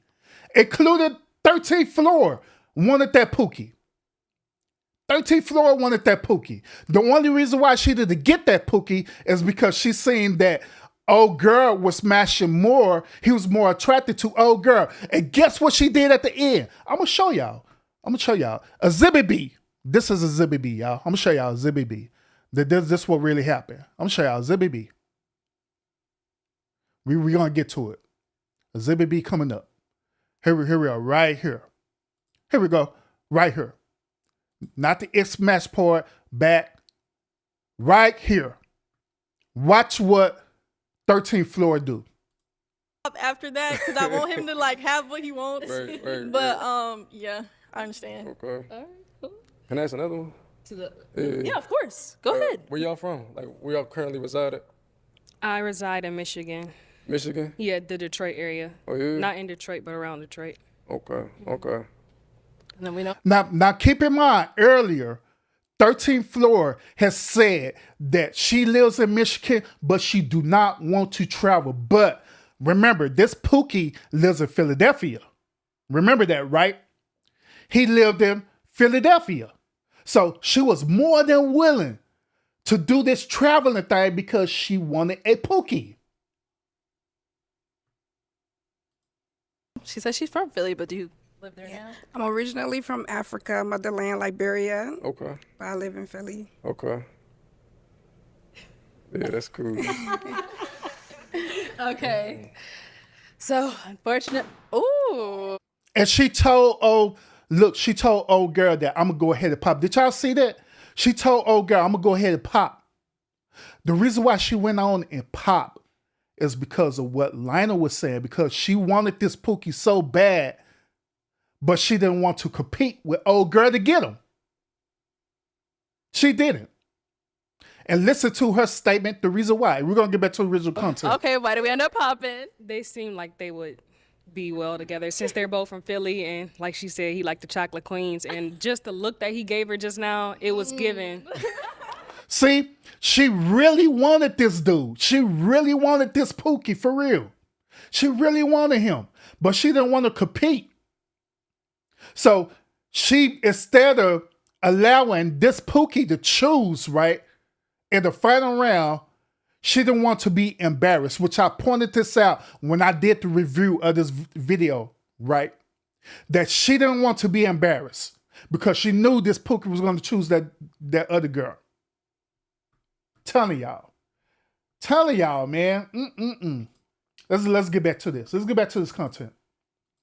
You know, trusting yourself, trusting who you believe in, and that allows you some level of discernment. So every person that you encounter, just because they're nice, you can be a nice guy, but you don't have to necessarily be a good guy for me.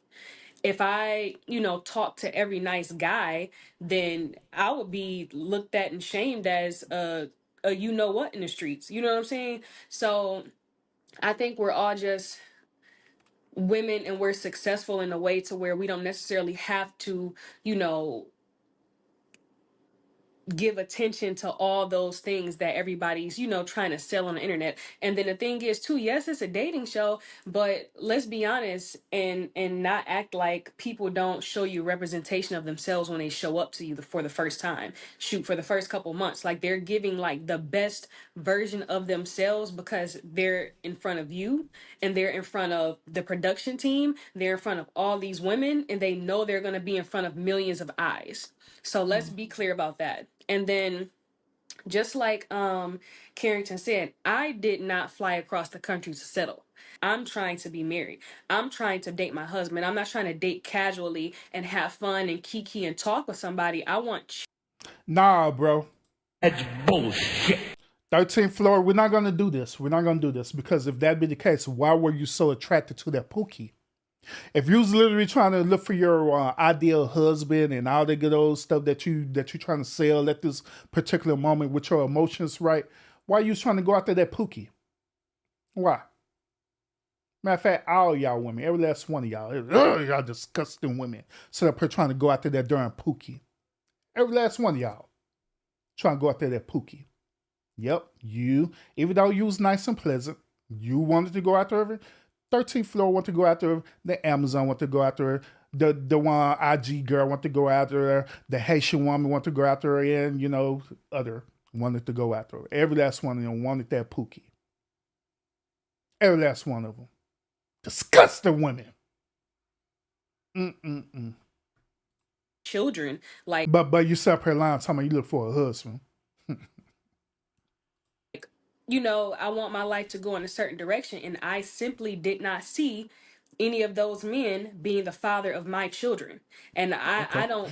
Oh, so she didn't see any of them men being the father of her children, but according to this, right?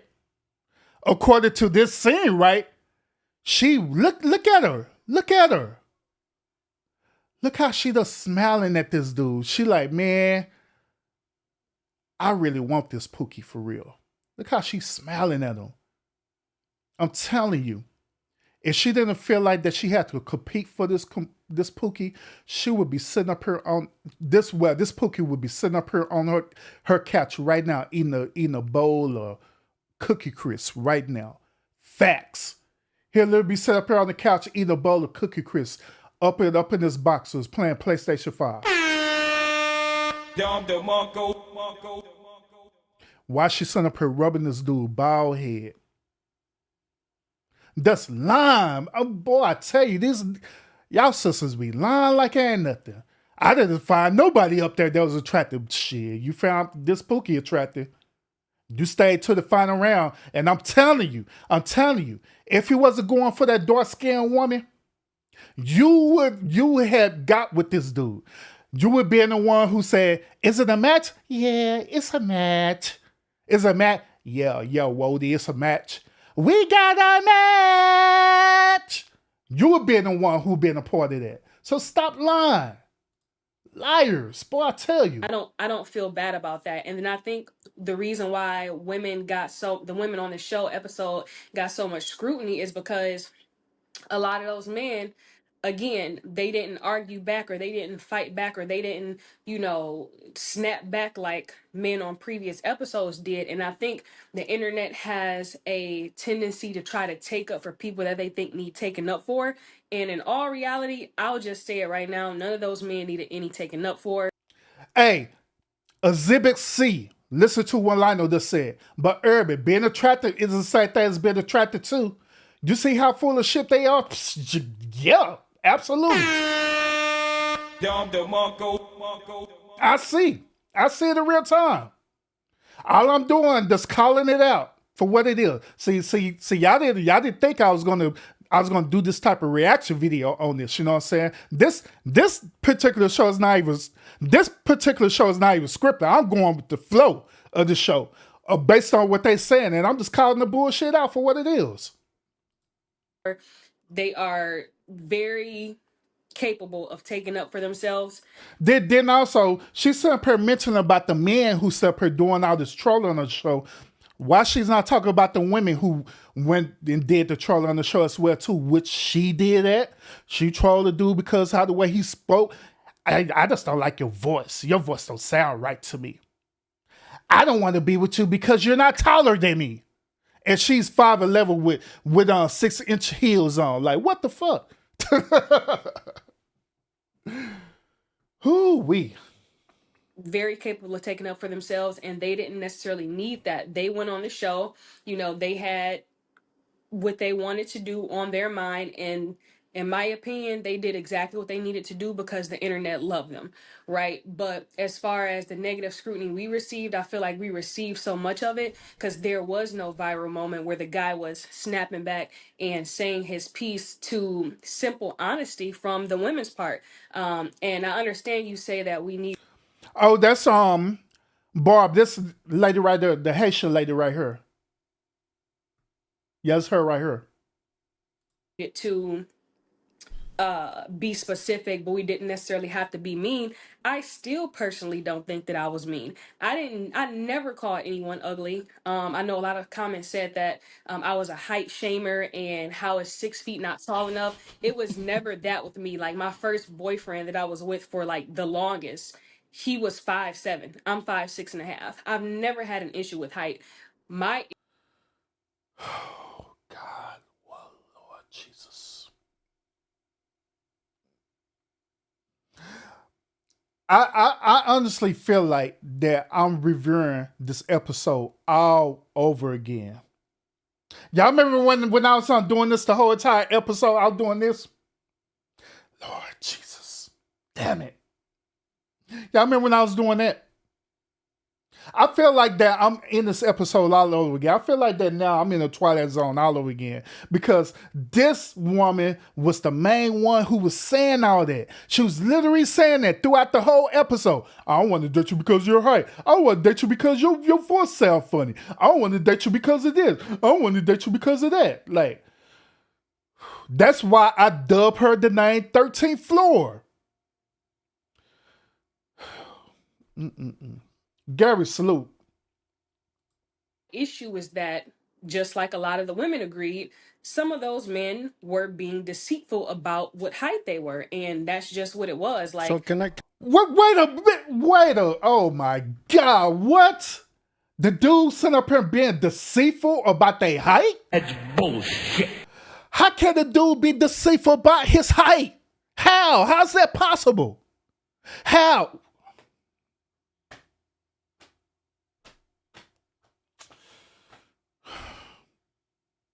Y'all remember when I was reviewing this episode, I said, man, I need a sit down bourbon or some Jack because they pushed me to start drinking. I'm starting to feel that way again now. I'm really starting to feel that I need my bourbon or Jack now. There's some, man, you know what? Fuck this. I'm gonna get my drink now. This some bullshit right here. Hold on, I'll be back, y'all. Shit. That's bullshit. Talking about that. There's some bullshit man lying about that height. Hold on, I'll be back, y'all. Damn it. Talking about lying on them. Shit.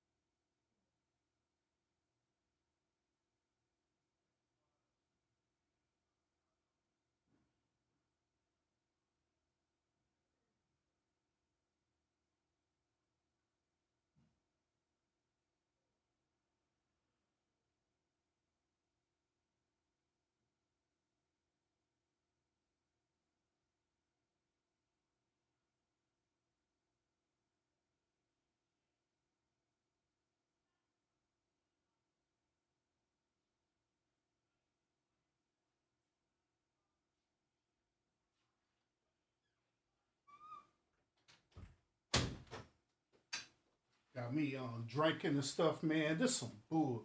Got me drinking. Man, say I couldn't even find my bourbon. I ran out of bourbon, y'all. Damn. I ran out of damn. I ran out of bourbon, y'all. Now I'm utterly disappointed. I ran out of bourbon.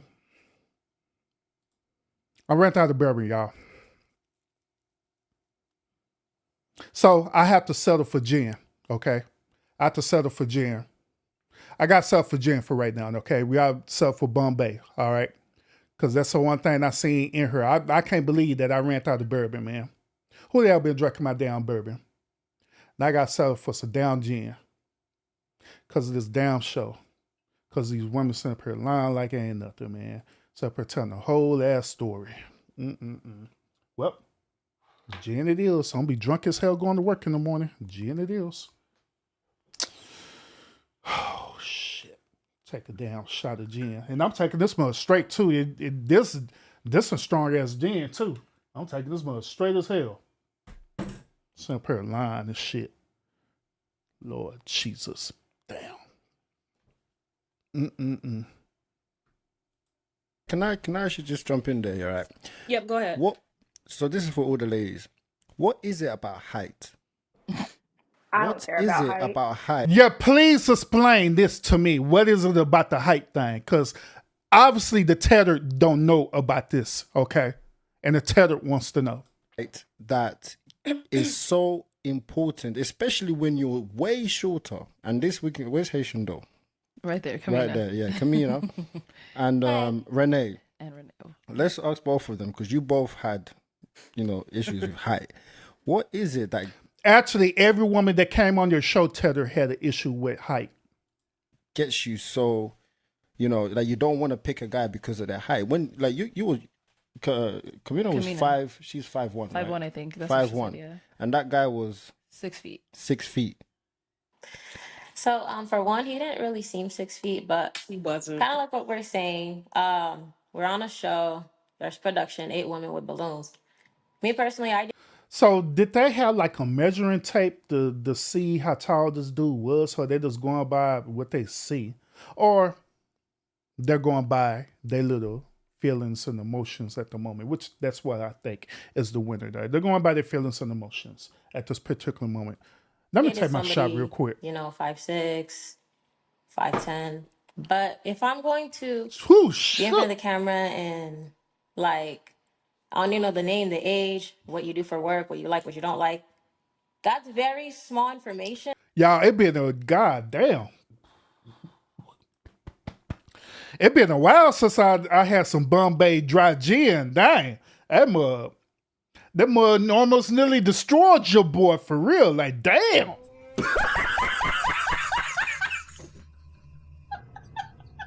Damn. I almost nearly passed the hell out.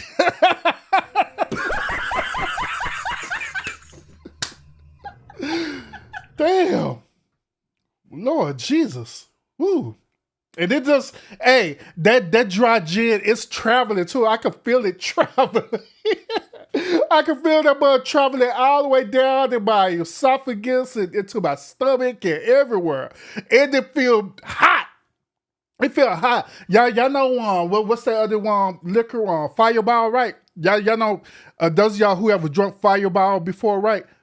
Y'all know y'all know that with Fireball, right? It has the same tingling sensation and stuff, right? When you drink Fireball straight, that's how this gin is tasting right now. It tastes like Fireball without the cinnamon and taste to it, if they make any sense.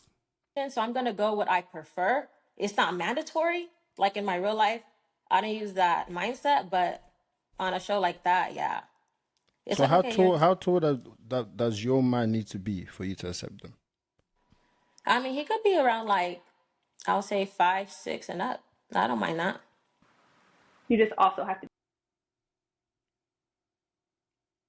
That's bullshit.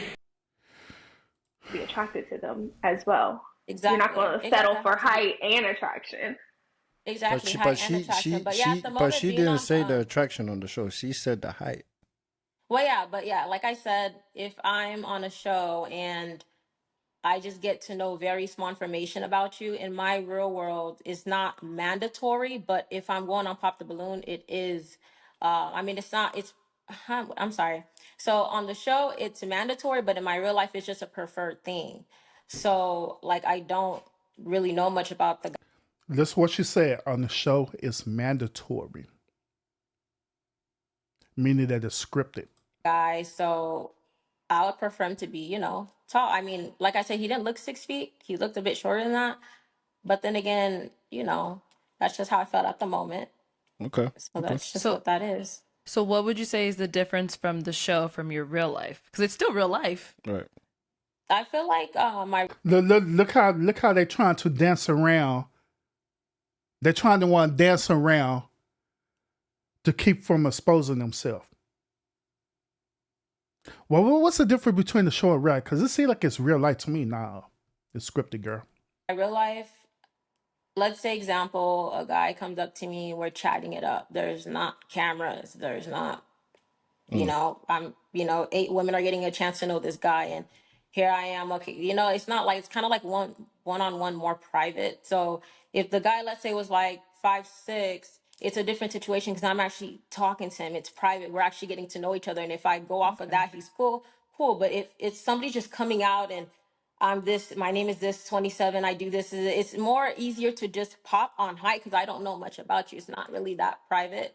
That's how I took it as. But yes, I do. Since everybody wants to know or saying, I do date people definitely under 6 foot, and I've dated somebody that was like 5'6" before. So yeah. Okay. So why did you pop your balloon and said that the reason why is because of the height? Why did you do that? Why? If it didn't matter to you about the height, why would you say that? Girl, don't make me go back and pull receipts on you. It's literally in real time saying this, right? Don't make me do it. I do it on 13th floor because I know 13th floor. I know where she's at. But you, Okay. I want to just chime in. I think there's such a big difference with the split-second decision that we have to make on Pop the Balloon. Like, it's not a realistic setting. We're asked to make these decisions listen to what she's saying. She's exposing them again. She said it is not a realistic setting, meaning it's scripted. like almost in 30 seconds or less, when, like Kamina said, you're in a real setting talking to someone, one-on-one, actually getting to know them. And 9 times out of 10, if you're in a setting like that, you're only talking to that person because you're attracted to them, in one way or another. So you allow them certain things and you give them Versus you being forced to talk to someone for click and views like what these tethers do. chances, but like off of initial, like somebody just walking out. And then let's not act like there's not a mental thing to it, to where, like, say the first guy comes out, like, if that person is not what you're thinking about, that you want in your head, you're thinking, okay, I have this chance and this chance and this chance after that to see if maybe someone matches me better. Like that, I think that plays a role too. Okay. And I think Okay. Kamina's example, BM, you mentioned, she mentioned height as opposed to physical attraction. I just reiterating the conversation we had earlier, we did pause and you did let us know, hey, you're repeating the same things. Even I went and started saying other things. So Kamina is saying, instead of saying it's physical attraction, as you all instructed us to do, please give different answers. As you instructed us to do. Once again, they set up her exposing them and they don't like this at all. You see how they look at like, man, I don't like this feedback at all. They're literally exposing us because we giving scripts. It makes it seem like we're giving scripts to them, which that's what you are. You're giving scripts to them for real. Okay. And for me, Renee, yeah, go ahead, Renee. yes, I am a tall woman. Y'all saw that on the show, and I feel like every guy that I've dealt with, I have no problem finding guys that's like 6'4", 6'5", like taller men, and that's just what I prefer because I like a guy with stature, a guy that holds himself to, like I like what I like, and no comment can make me change how I feel about the show. You know Okay. what I'm saying? Like I said, the guys were handsome, they were nice, but I didn't want to just pick them because they were nice or handsome. I want them to be, like she said, my husband type of material. Like I want to have kids. I'm dating to marry at this point, so I don't want to just settle At for this someone point. who I think is nice. I'm nice too. So I don't Now, This one talking point that I do want to pull up on y'all about the red pill and manosphere one communities, right? The late great Godfather Kevin Samuels mentioned about hitting the wall. Okay. Basically what hitting the wall is this is that these same type of women, they'll sit up here and go through their whole entire life. They'll go around sleeping with men while they climbing up the corporate ladder, while they getting these degrees. I'm a PhD, look and tell, getting all these degrees and stuff, right? And ultimately end up getting to a point of their life where they finally want to settle down. But unfortunately, they end up reaching it to past the age of 30. This is what they call hitting the wall. When you hit that wall, you get that point of your life where now you finally want to settle down after you slept with these dudes, after you turned down good dudes for the Pookies and Ray Rays. Now you finally want to be with a wholesome man that you don't qualify for. These same type of women, they believe that they did all this stuff in their life and they believe that they're qualified for these same type of men. After they done slept around, hell, some of them are like single mothers and everything, where they slept around with a Pookie, got pregnant by a Pookie and a Ray Ray, right? Had a dude child, got the dude on child support and everything, right? But yet it's still, they'll still have a dude, have a dude, right? Wait to have sex. No, I want to wait 90 days before I have sex, but you let that Pookie Ray Ray hit it day one, or the first night. That's what they talking about. And so she mentioned this now, and I find it interesting that she's saying this, that yeah, now I did everything, now I'm looking for my husband. Now I'm pretty sure you are. After letting these dudes hit it and all this stuff, I'm pretty sure you are. No. I just want someone who fits me, my person, and I didn't find that, which is okay. Heck yeah, I want Kevin Samuels was a great man. People may not agree with all his talking points. Hell, I wanted the persons who didn't agree with all of Kevin Samuels' talking point. I didn't. I made lies doing reaction videos stating I didn't agree with all his talking points. But I respected him because there's some things I did agree with him on. Things I disagreed and things I agreed. So I'm not going to take it past just because he said certain things and he said in a certain way that discredit him for being a good man, which, in my opinion, he was. So for me, sorry, can I just? They're just like with me. There are people who do not agree with my talking points at all. Hell, some of y'all didn't agree with my talking points earlier today. When I was talking earlier today and stuff, right? But at the same time, that doesn't mean I'm a terrible person. Just because I said it the way I said it. That doesn't mean I'm just another man. And so that doesn't discredit me from being a good man or even a great man. That does the same thing with Kevin Samuels. He says some stuff that people just did not like. But we can't discredit him for being a good man. Because he was. Yeah, because Kia said something that I actually want to correct, right? Camila, when she said that height thing, was with the first guy that came out. I said to you girls too. Great men do die like that. Great men do die like that, Scorpio. Once again, great men do die like that. People age. People have certain health issues. Some be unknown until it actually happened, but it is what it is. People, it's people walk around, men walk around with cancer and all this stuff right now. Don't even know that they have it. And that's how you know their heart to stop. Hell, my father was a great man. This dude was sitting up here doing what he's doing to take care and provide for the family. And one day, he just woke up dead. So yeah, I mean, it happens to people. It happens. You're saying the same thing after the third or fourth guy, right? So this is what I'm trying to say to people that come on the show. You have to be real within yourself and know that you can actually come on a platform on a show like this.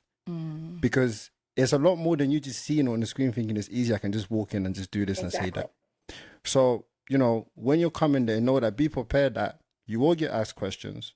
My wife will ask you why you're popping, be specific on all that type of stuff. And also know how to present yourself. And the reason why is because he told his wife to do that. She don't have to do that, but she told for her or gave a stressor for her to do that for the clout. That's the reason why. So don't get it twisted, Tedder. no, you know, if you want people to see you like this, make sure you present yourself the way that you want them to see you. So I think a lot of people are not really mentally prepared. They just come on the show thinking that it's going to be very easy. It's gonna be fun. And right. So I want to ask you ladies, what have you learned by coming on the show? That the show fake as hell? Learned, for one, the internet is a terrible place. We're going to go ahead. The internet is crazy. That's for one. For two, welcome to the internet. I learned that everybody has ulterior motives. Don't get me wrong. In my 26 years of life, I've met all walks of life, and I know that people aren't who they portray themselves as anyway. But, you know, mentally going onto the show, I was thinking, oh, if I am taking it serious enough to fly across the country and put myself in a vulnerable place, because that's exactly what it is. I thought that the opposite side, the men and the women that are alongside me, were in that same mindset. And honestly, it just taught me to keep my guard up. Like, I don't regret not matching. I'm actually very thankful that God put me in a position to get out of that situation. Because, you know, after the show, we definitely got really acquainted with everybody, majority of the men, majority of the women. And it showed me that, you know, there's nothing different outside of your hometown. You know, there's nothing different outside of your city. These men are the same. These women are, you know, your person's going to meet you, and then you don't have to force it. And yeah, that's kind of what it was given. It was given like, oh, okay, I'm putting myself on the line to essentially force it. Like, you know, hopefully I find this guy, this dream guy, all the way in Arizona, when it's like, no, you met those same men that you meet downtown. You met them same men that come and holler at you every day in that inbox. On the internet, of course, it was portrayed in a way, and I love that they got the positive light that they got, but I hate that it was at our expense. And I had to realize that we can't defend ourselves against everybody. It's not even worth it. There's not enough hours in the day to defend ourselves against everybody.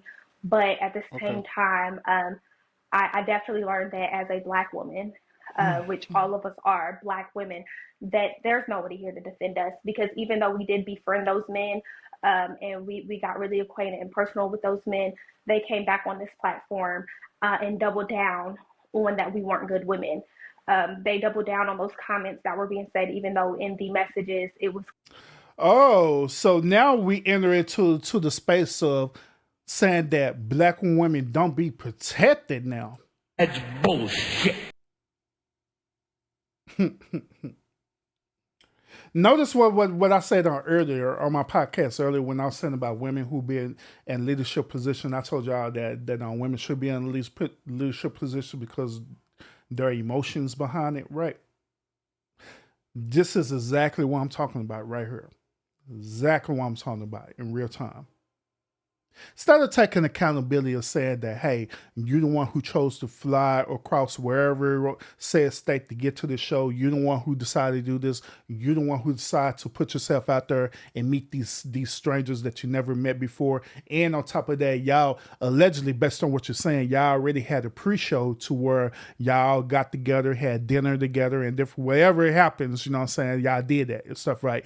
You decided to do that. Why is it so hard for you to take accountability for your said actions? Why? Why? Why? Why does it always have to be the man fault? Oh, these mans did this and they wasn't protecting us and they end up double down and they're saying, yeah, I will too. Because at the end of the day, y'all not innocent on this show. Y'all not. We seen it in real time. Well, I take that back. We didn't see it in real time. We seen it based on these tellers who edit the footage.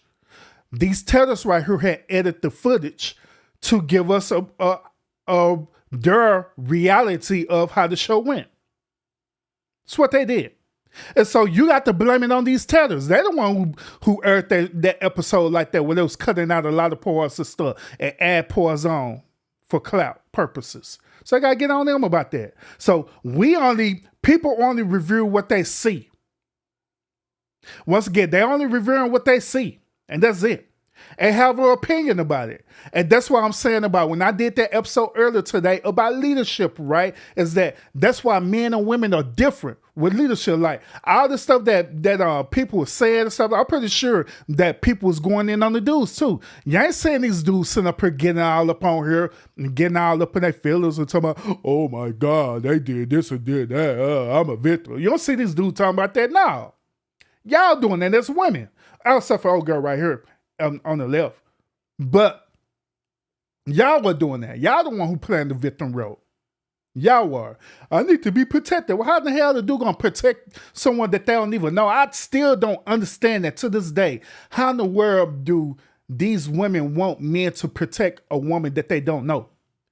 They're not sleeping with them. They're not having sex with them. They're not the mother of their children or anything like that. But you want every dude, including myself, to protect you. Like, I don't know you. Why would I do that? But that's that crazy emotional ideology. Completely different. In that group chat, it was King, salute. What's up with different. it? In our personal messages, it was completely different. And I definitely learned to stop putting your heart on your sleeve. Stop, you can be a genuine person, but you can't look for that in everybody else. So it was definitely a learning experience with meeting new people. Because like I said before, King. I don't meet a lot of new people that I am pursuing in any type of friendship, relationship manner. And because I did, at this point, it just was like that was a learning experience. Like, oh my gosh, you're a fool. That was ignorance right there. Yeah. Let's hear from Christina. So I learned that I should probably be more prepared for things like this. I just regret like not thinking about my answers before. How she said that she'd be more prepared with every last one of them have an IG. All of them have an IG page. Hell, I wouldn't be a bit surprised if some of them have an OnlyFans account. I would not be a bit surprised at all. So you deal with this every single day, but you just haven't dealt with it on this type of level because y'all put yourself all the way out there. But y'all have IGs and different things like that where dudes come in, they'll either want to post something positive on your picture or they'll say something negative on there. But see, this what I was saying earlier today about women is that they don't want to deal with the negative stuff. So that's why majority of the women on IG always be posting them thirst trap pictures of them on there. Because they don't want to deal with the negative. They want dudes to say something positive about them all the time. So they get dudes to say something positive about them, but they'll get women that'll say something negative. Or they'll get some men that say something negative as well too. So I don't understand that you dealing with this right now on your IG pages. So why is this nothing different? Before I came, and like not being as engaged because I was just trying to be like genuine, like 100% myself or whatever. But yeah, I definitely should have been more prepared. And I feel like, once again, I was very respectful. I did learn that it's not about what you say, it's about how you say it. So yeah, that's really it. Okay. And then Kia. Yeah, I'll say that I truly do believe that I was prepared for an experience like this. God really has everything aligned for your best interest. And I'll say that, there's always a blessing at the end of the road. So I am proud of going on the platform and being the genuine person that I am. I am proud of how I represented myself and how I respected everyone's son who came on the platform. I am proud of how I conducted myself thereafter. And so I'll say that God always has the final say and win at the end of the day. So overall, I'm blessed for the experience. Facts. Okay. And Renee. I agree. Yes, I learned that no matter how you represent yourself, you're always going to be perceived as whatever another person wants to think. For me, I felt like I was 100% myself. I gave nice answers. I was nice. I feel like I represented myself well, and people still had negative things to say. Well, once again, I can agree that she represented herself, right? I can agree to that. But it was just how the way she was going by doing it. She had unrealistic expectations. That's ultimately where it boils down to. Unrealistic expectations. Say about me, And she need to get over this whole thing. And she need to get over this whole thing about people talking negative about her.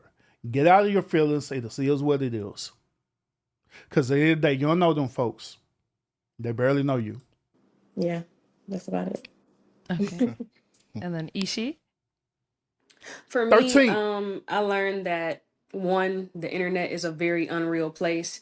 I feel for those celebrities and like different people that are on a way higher platform and at a way higher status than us, and the attention Can't, we you receive know good and because damn well, and I they ain't voted receive for no hate darn like a Kamala. million times more than us. So I can only imagine how their mental health is.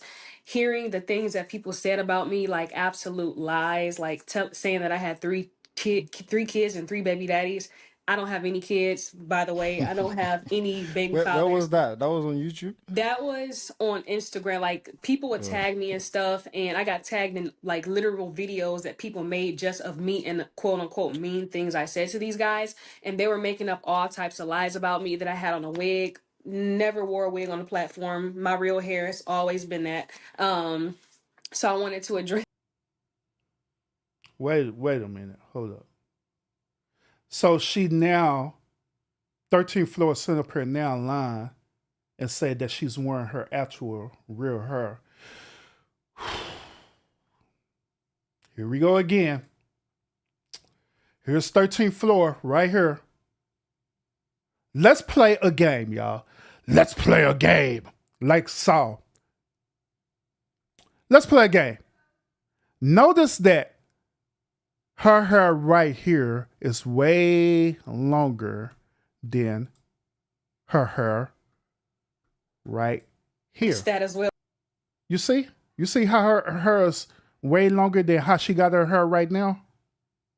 So, or is she not wearing a wig? Because I know good and well she wasn't wearing no sew in, or she didn't have no sew in, she didn't have no quick weave or nothing like that for her to quickly take this hair down like she did. Because I know women.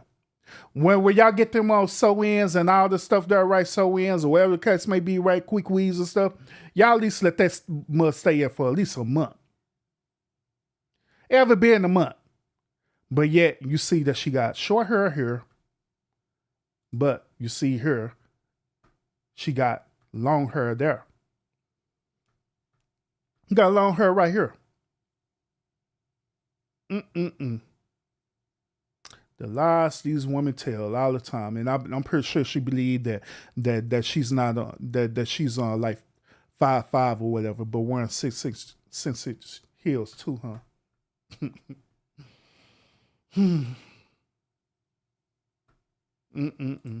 Well, because I did not have a wig on that platform, but I'm just going on to say that these people will make up things about you and literally like believe it in their own minds, and it's actually sick. So I'm praying for everybody that, that wants to be an internet therapist with absolutely no experience and no degree.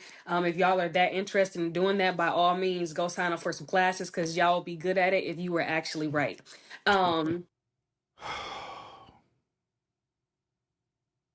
But yet it's still, she's sitting up here letting these tetters up here, right, be her therapist.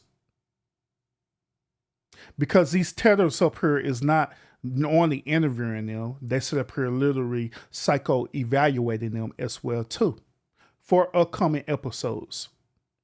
But yet it's still, it's okay. It's okay. It's okay to have the tetters evaluate you. But it's not okay for podcasters to give you the raw, honest truth about your behavior. But when raw podcasters give you the raw, honest truth, that's considered as you being a fake therapist. Interesting. But yeah, outside from that, just like Carrington said, you perceive people in a certain way, especially with how they present themselves on camera and getting to know the guys behind the scene. Thought I built really good friendships with them, but seeing the podcast and how it played out, it was giving very much black women aren't protected, and I didn't necessarily. Oh my God. Why are they still going with this black women ain't protected bullshit? Shut the hell up. with Really this. agree with that. I'm sure, they lead overall good lives. I just didn't like the way that they, like Carrington said, doubled down on how we were, these terrible black women, and getting to know them and hearing the positive things. When the dudes was sitting up here reviewing y'all video, they wasn't saying that y'all was terrible women. They was only reviewing your behavior on the show. Lord Jesus. You see, this is the reason why I said earlier today about women and they can't be leaders because of this behavior. Because they always think with their emotions. That they were saying about us, and then to go out on the internet and completely flip the script. It was like absolutely mind-blowing. It was like blindly I raging agree, to King. to see that they did us like that. Just learning to take things, with a grain of salt. You think you know somebody, even though if you've known them for a short period of time, like they're So 13th floor have a full speech for every time that she talk. That is facts.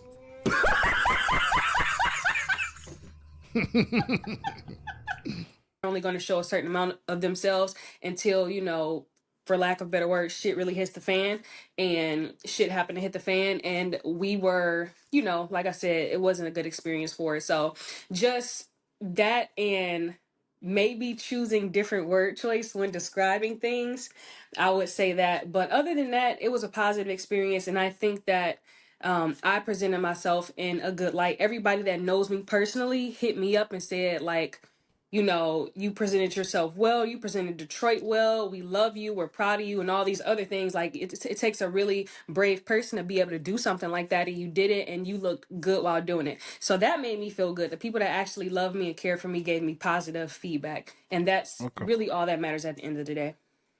Okay. Hey, oh boy. Hey, that tether up there, he like, okay, goddamn, shut the hell up. We're tired of you talking.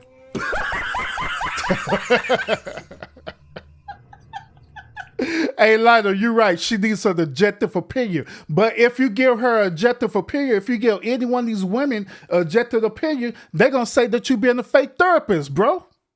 That's what they're going to say. You've been a fake therapist. Okay. And Camila? What I learned is you could go out and be yourself as respectful as you want to be. People are always gonna find something to say. Mm. And it's okay. Also as well too, I learned you can't trust everybody. I mean, I always thought that. And I'm very closed off of making friends and all that. So even just, bringing these girls as friends and the guys on the show as friends is a big thing for me because I'm a very private person when it comes to just like having people involved in my personal life other than social media. I learned that you can't trust people. People smile in your face and act like they're cool with you. And so going to the podcast you guys did with the boys, I was pretty shocked. Because we've been in this group chat, I believe for 2 weeks, maybe, I don't know, and we were thinking everything's cool, everything's okay. And to just see the stuff they said about us that they knew completely was not true about us. They know us from a different level of just the show that we filmed. So, I learned, I'm a just And listen to what they're saying. This is the final thing that they keep revealing on the show is that they was out in a group chat already talking to each other. Her and the dudes that was her, the women, and the dudes that was on the show. They was out in the group chat talking. So once again, this show is scripted as hell. just keeping how it was. Don't be letting people in my circle like that, besides the ladies that I did become friends with, because they haven't shown me signs that they switched up on me. And then bringing back the PTSD haircut part, honestly, seeing everybody laugh about that on that podcast really did hurt me in a way, because I'm a woman, and if I'm saying a man his hair, because if you guys know what PTSD is, you can get it from a taste, a color, environment. Doesn't matter what it is. PTSD comes from anything, and it's not anybody's place to know what happened. Just know that that haircut did resemble a man that I dealt with, and that's just what it was. So the fact that Then why did you mention that if it was hurtful? That's my question. Why did you mention it? And Lionel, chill out, bro. You cannot pop her melons, okay? You cannot pop her titties, okay? Chill out, bro. I'm just saying. Oh, Lord Jesus. Man, y'all in this chat tonight cutting up. Man, I don't know why they damn feelings is hurt, man. I don't. People took that and was laughing and joking. Oh, I'm gonna go to the barber and get the PTSD haircut. First of all, I don't even know what this man did to me. And the fact that it was becoming a laughing stock did really make me feel some type of way. And I also want to tell other women too, don't ever be ashamed what your PTSD makes you feel. It could be, I don't know, color. Don't be scared. Oh, I'm gonna look stupid or people are gonna laugh at me. If that's what your trauma is, that's what your trauma is going to be. And you know what it is. And I was So she trying to make her alleged mental illness, her one alleged trauma, or her alleged excuse to be rude to these men. more, I healed from that moment in my life, and I was brave enough to go on the show and say, hey, because I could have just made up anything. Oh, he's short, or oh, he's too buff, or whatever. But I healed from that moment. I'm able to say right then and there, this is what gives me trauma, and I do not want to wake up to a man every day to see that haircut, and it's just going to bring back memories of what happened to me. So that's where as well. I Wait a minute. That's bullshit. She just stated that she healed from wherever it is allegedly that she helped from, right? Domestic violence, whatever it is that she talking about. Hell, we don't know. But if you heal from that, right? By you seeing a guy with a similar haircut, it shouldn't affect you like that. If that be the case, you might as well just don't go out the house. Period. You might as well don't go out the house. You might as well don't work. Hell, you might as well stay off of social media because you darn sure gonna see a guy with that similar haircut no matter where you go. So if that be the case, based on her logic, right? How did she handle that? How did she handle going to work and seeing 5 or 6 guys with the same exact hairstyle? How did she go to the grocery store and see at least about 2 or 3 guys with the same exact hairstyle? How did she go to a restaurant and the waiter be a guy with the same exact hairstyle? How did she handle that? Did she instantly be like, oh my God, I just can't deal with this? Or did she handle it? Women and their logic is just, I learned you can't really be too open sometimes, and things could be taken as a joke. And it's funny too, because when I did speak to Kendall, I did tell Kendall, like, yeah, that wasn't a joke. That was trauma. So to see him go on that podcast and laugh and joke, like, it's just, I don't know. I just learned so much. You can't trust, you can't open up too much. You can't people take things and throw it around. So I just learned sometimes I gotta keep my mouth shut about certain touchy things, and I can't just go and open up, I guess. I'm But yeah. sorry you had that Yeah, this experience. and to victimolipsis touch is on that, crazy. Kamina, we didn't know the severity of that whole situation because I think even when you said on the show, you kind of smiled a little bit. So I think that's what caused everyone to laugh this at is that. the thing. This is what I was talking about. How you act on the show is how people are going to take it. Like when you said that, I think it seemed like you said it like in a jokey way, but obviously it was serious, right? Yeah. I feel like so Yeah, when it you was spoke. serious. When you spoke to Kendall by himself, you let him know that it was a serious thing. But everyone else that saw it on the show, they didn't know that. I have a thing too. When something's hard for me to talk about, I either laugh a lot or I smile. There's certain ways where I hide, but I can't explain it. Like, I'm calling bullshit on this for real now. I'm really calling bullshit on this for real. This is That's bullshit. Cause she making this more than what it is. The reason why she making this more than what it is because old boy Kendall had went on to a podcast and he set up her and co-signed the behavior in a way that she didn't like. And now she's up here making a big deal to try to indirectly address old boy because she know old boy's going to watch this show, this particular episode of the show. That's why she's doing this. That's the real reason. Because her feelings got hurt because of old boy. That's the real reason why she's up here making this whole thing. Because once again, if you say that you heal for something, then you totally heal. If you're still dealing with that traumatic experience, if you rehash that, if you see certain images of a certain person, like you said, this dude remind you of that, right? Then you never healed. You never healed. So it's bullshit for real. Like, I'm just kind of like that. If I'm nervous, I'll start laughing a lot too on the show. I'm just a Mm. natural laughing person. But as well on Weird. the show, I was a little bit nervous. I was more giggly than usual. But it's just stuff like that, you know. But like I said, I Yeah, and was, that's facts. able to A speak lot of about. women do that, Lionel. They laugh when they know that they're wrong, or they laugh when they know they're full of shit. That's bullshit. Mm-hmm. It, Mm. and I know millions of people are gonna see it. And it's just kind of like, I smile. Not that it was a joke, but it's just a thing that I do if like things, But like are and comfortable to talk about a little bit. But I was that still able that's to. why it's so hard as well, when you come on the show, because the people that are watching, they don't know this. They don't know you. Exactly. They're just knowing this right now as you're saying this. That's why I wanted all of you girls to come and speak, to explain yourselves as well, because now when they watch you, they might have a different perception of how you acted. No, not really. So one thing as well that I do want to kind of end off on is that it takes a lot for people to come on the show. People that watch this at home, they're watching on YouTube. But for you, so all of you ladies coming on the show is a big thing, Very and brave. I thank you lot for being you, and staying strong. These tethers are something else, man. I ain't lying.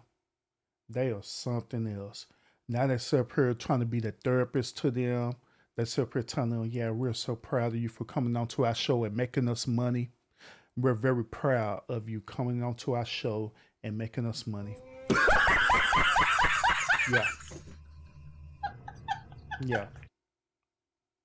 Because these people just don't know how hard it is. Hell, it's people that go on to YouTube all the damn time, hopping on panels and all kind of stuff all the time. This is not, what they're doing is not nothing new. Especially if you being in these YouTube streets. Or there's been a content creator. This shit is not nothing new. It's not nothing new. This is what people do all the time on YouTube. All the time on IG. They have IG Live and people do this. Hell, some of them probably been on IG Live to talk to one of their favorite celebrities. One of them probably done did it. So this ain't nothing new. So this dude here, this tether here, yes, I just want to that's say you this. Shut the hell up, bro. God damn. This shut up with your nonsense. Because most people can't do this. I want to Yes, ask they you can. this. Would you ever do this again? No, they just weren't. The guys weren't serious enough, so no, I wouldn't. And why wasn't the guy serious enough? It was the guys that was coming on asking y'all questions. So how was the guys wasn't serious enough for you? Anyone else could go next. I would do it again. I would just come more prepared. That's all. Okay. I wouldn't do it again because goes back to people show you what they want you to see, but behind closed doors, it could be a whole different person. So, Ma'am, that is everyday life. You can meet people that are doing the same as that thing. Hell, you got people in your DMs right now doing the same as that thing, man. I wouldn't. I feel the same way. I feel like the experience was fun, and I was expecting to find a match, and I didn't. So no, I probably wouldn't do it again. But it was still a great experience for me, and I'm grateful that y'all brought me on. Knowing what I know now, probably wouldn't do it. Just based She said probably wouldn't do it, meaning that 13th floor really wants to do it again. off of how everything unfolded here in our case, internet and on the personal level with the young men that we were, on the show with, I wouldn't do it again. I'll currently say I'm unsure. I will say that I would much rather not have to and meet my person. I am just ready to cook my man a Sunday dinner, Sunday football dinner, and make sure that his beard is nice and oiled. So, yeah. I'm just ready Hey, Lionel, she's ready for you, bro. Hit her up. Go to her IG. for my man. I don't care about all this other stuff. Right, and that's the spirit, ladies. I really hope you all find love one day. I really do hope you all find your person. Thank you so much for coming. Hey, there's her IG, by the way, Lionel. Go ahead and hit up her IG. If you want one, If you want to hit up 13th floor as well too. 13th floor, she's available. 13th floor is available as well too. You know what I'm saying, bro? Yeah, 13th floor were pretty good. Pretty be a good match for you, bro. The podcast. Thank you. Thank you for having me. Thanks, Bye, everyone. Be blessed. Take care. y'all. Bye. Bye, y'all. All right. Thank you everyone for tuning in, and we'll catch you all next time.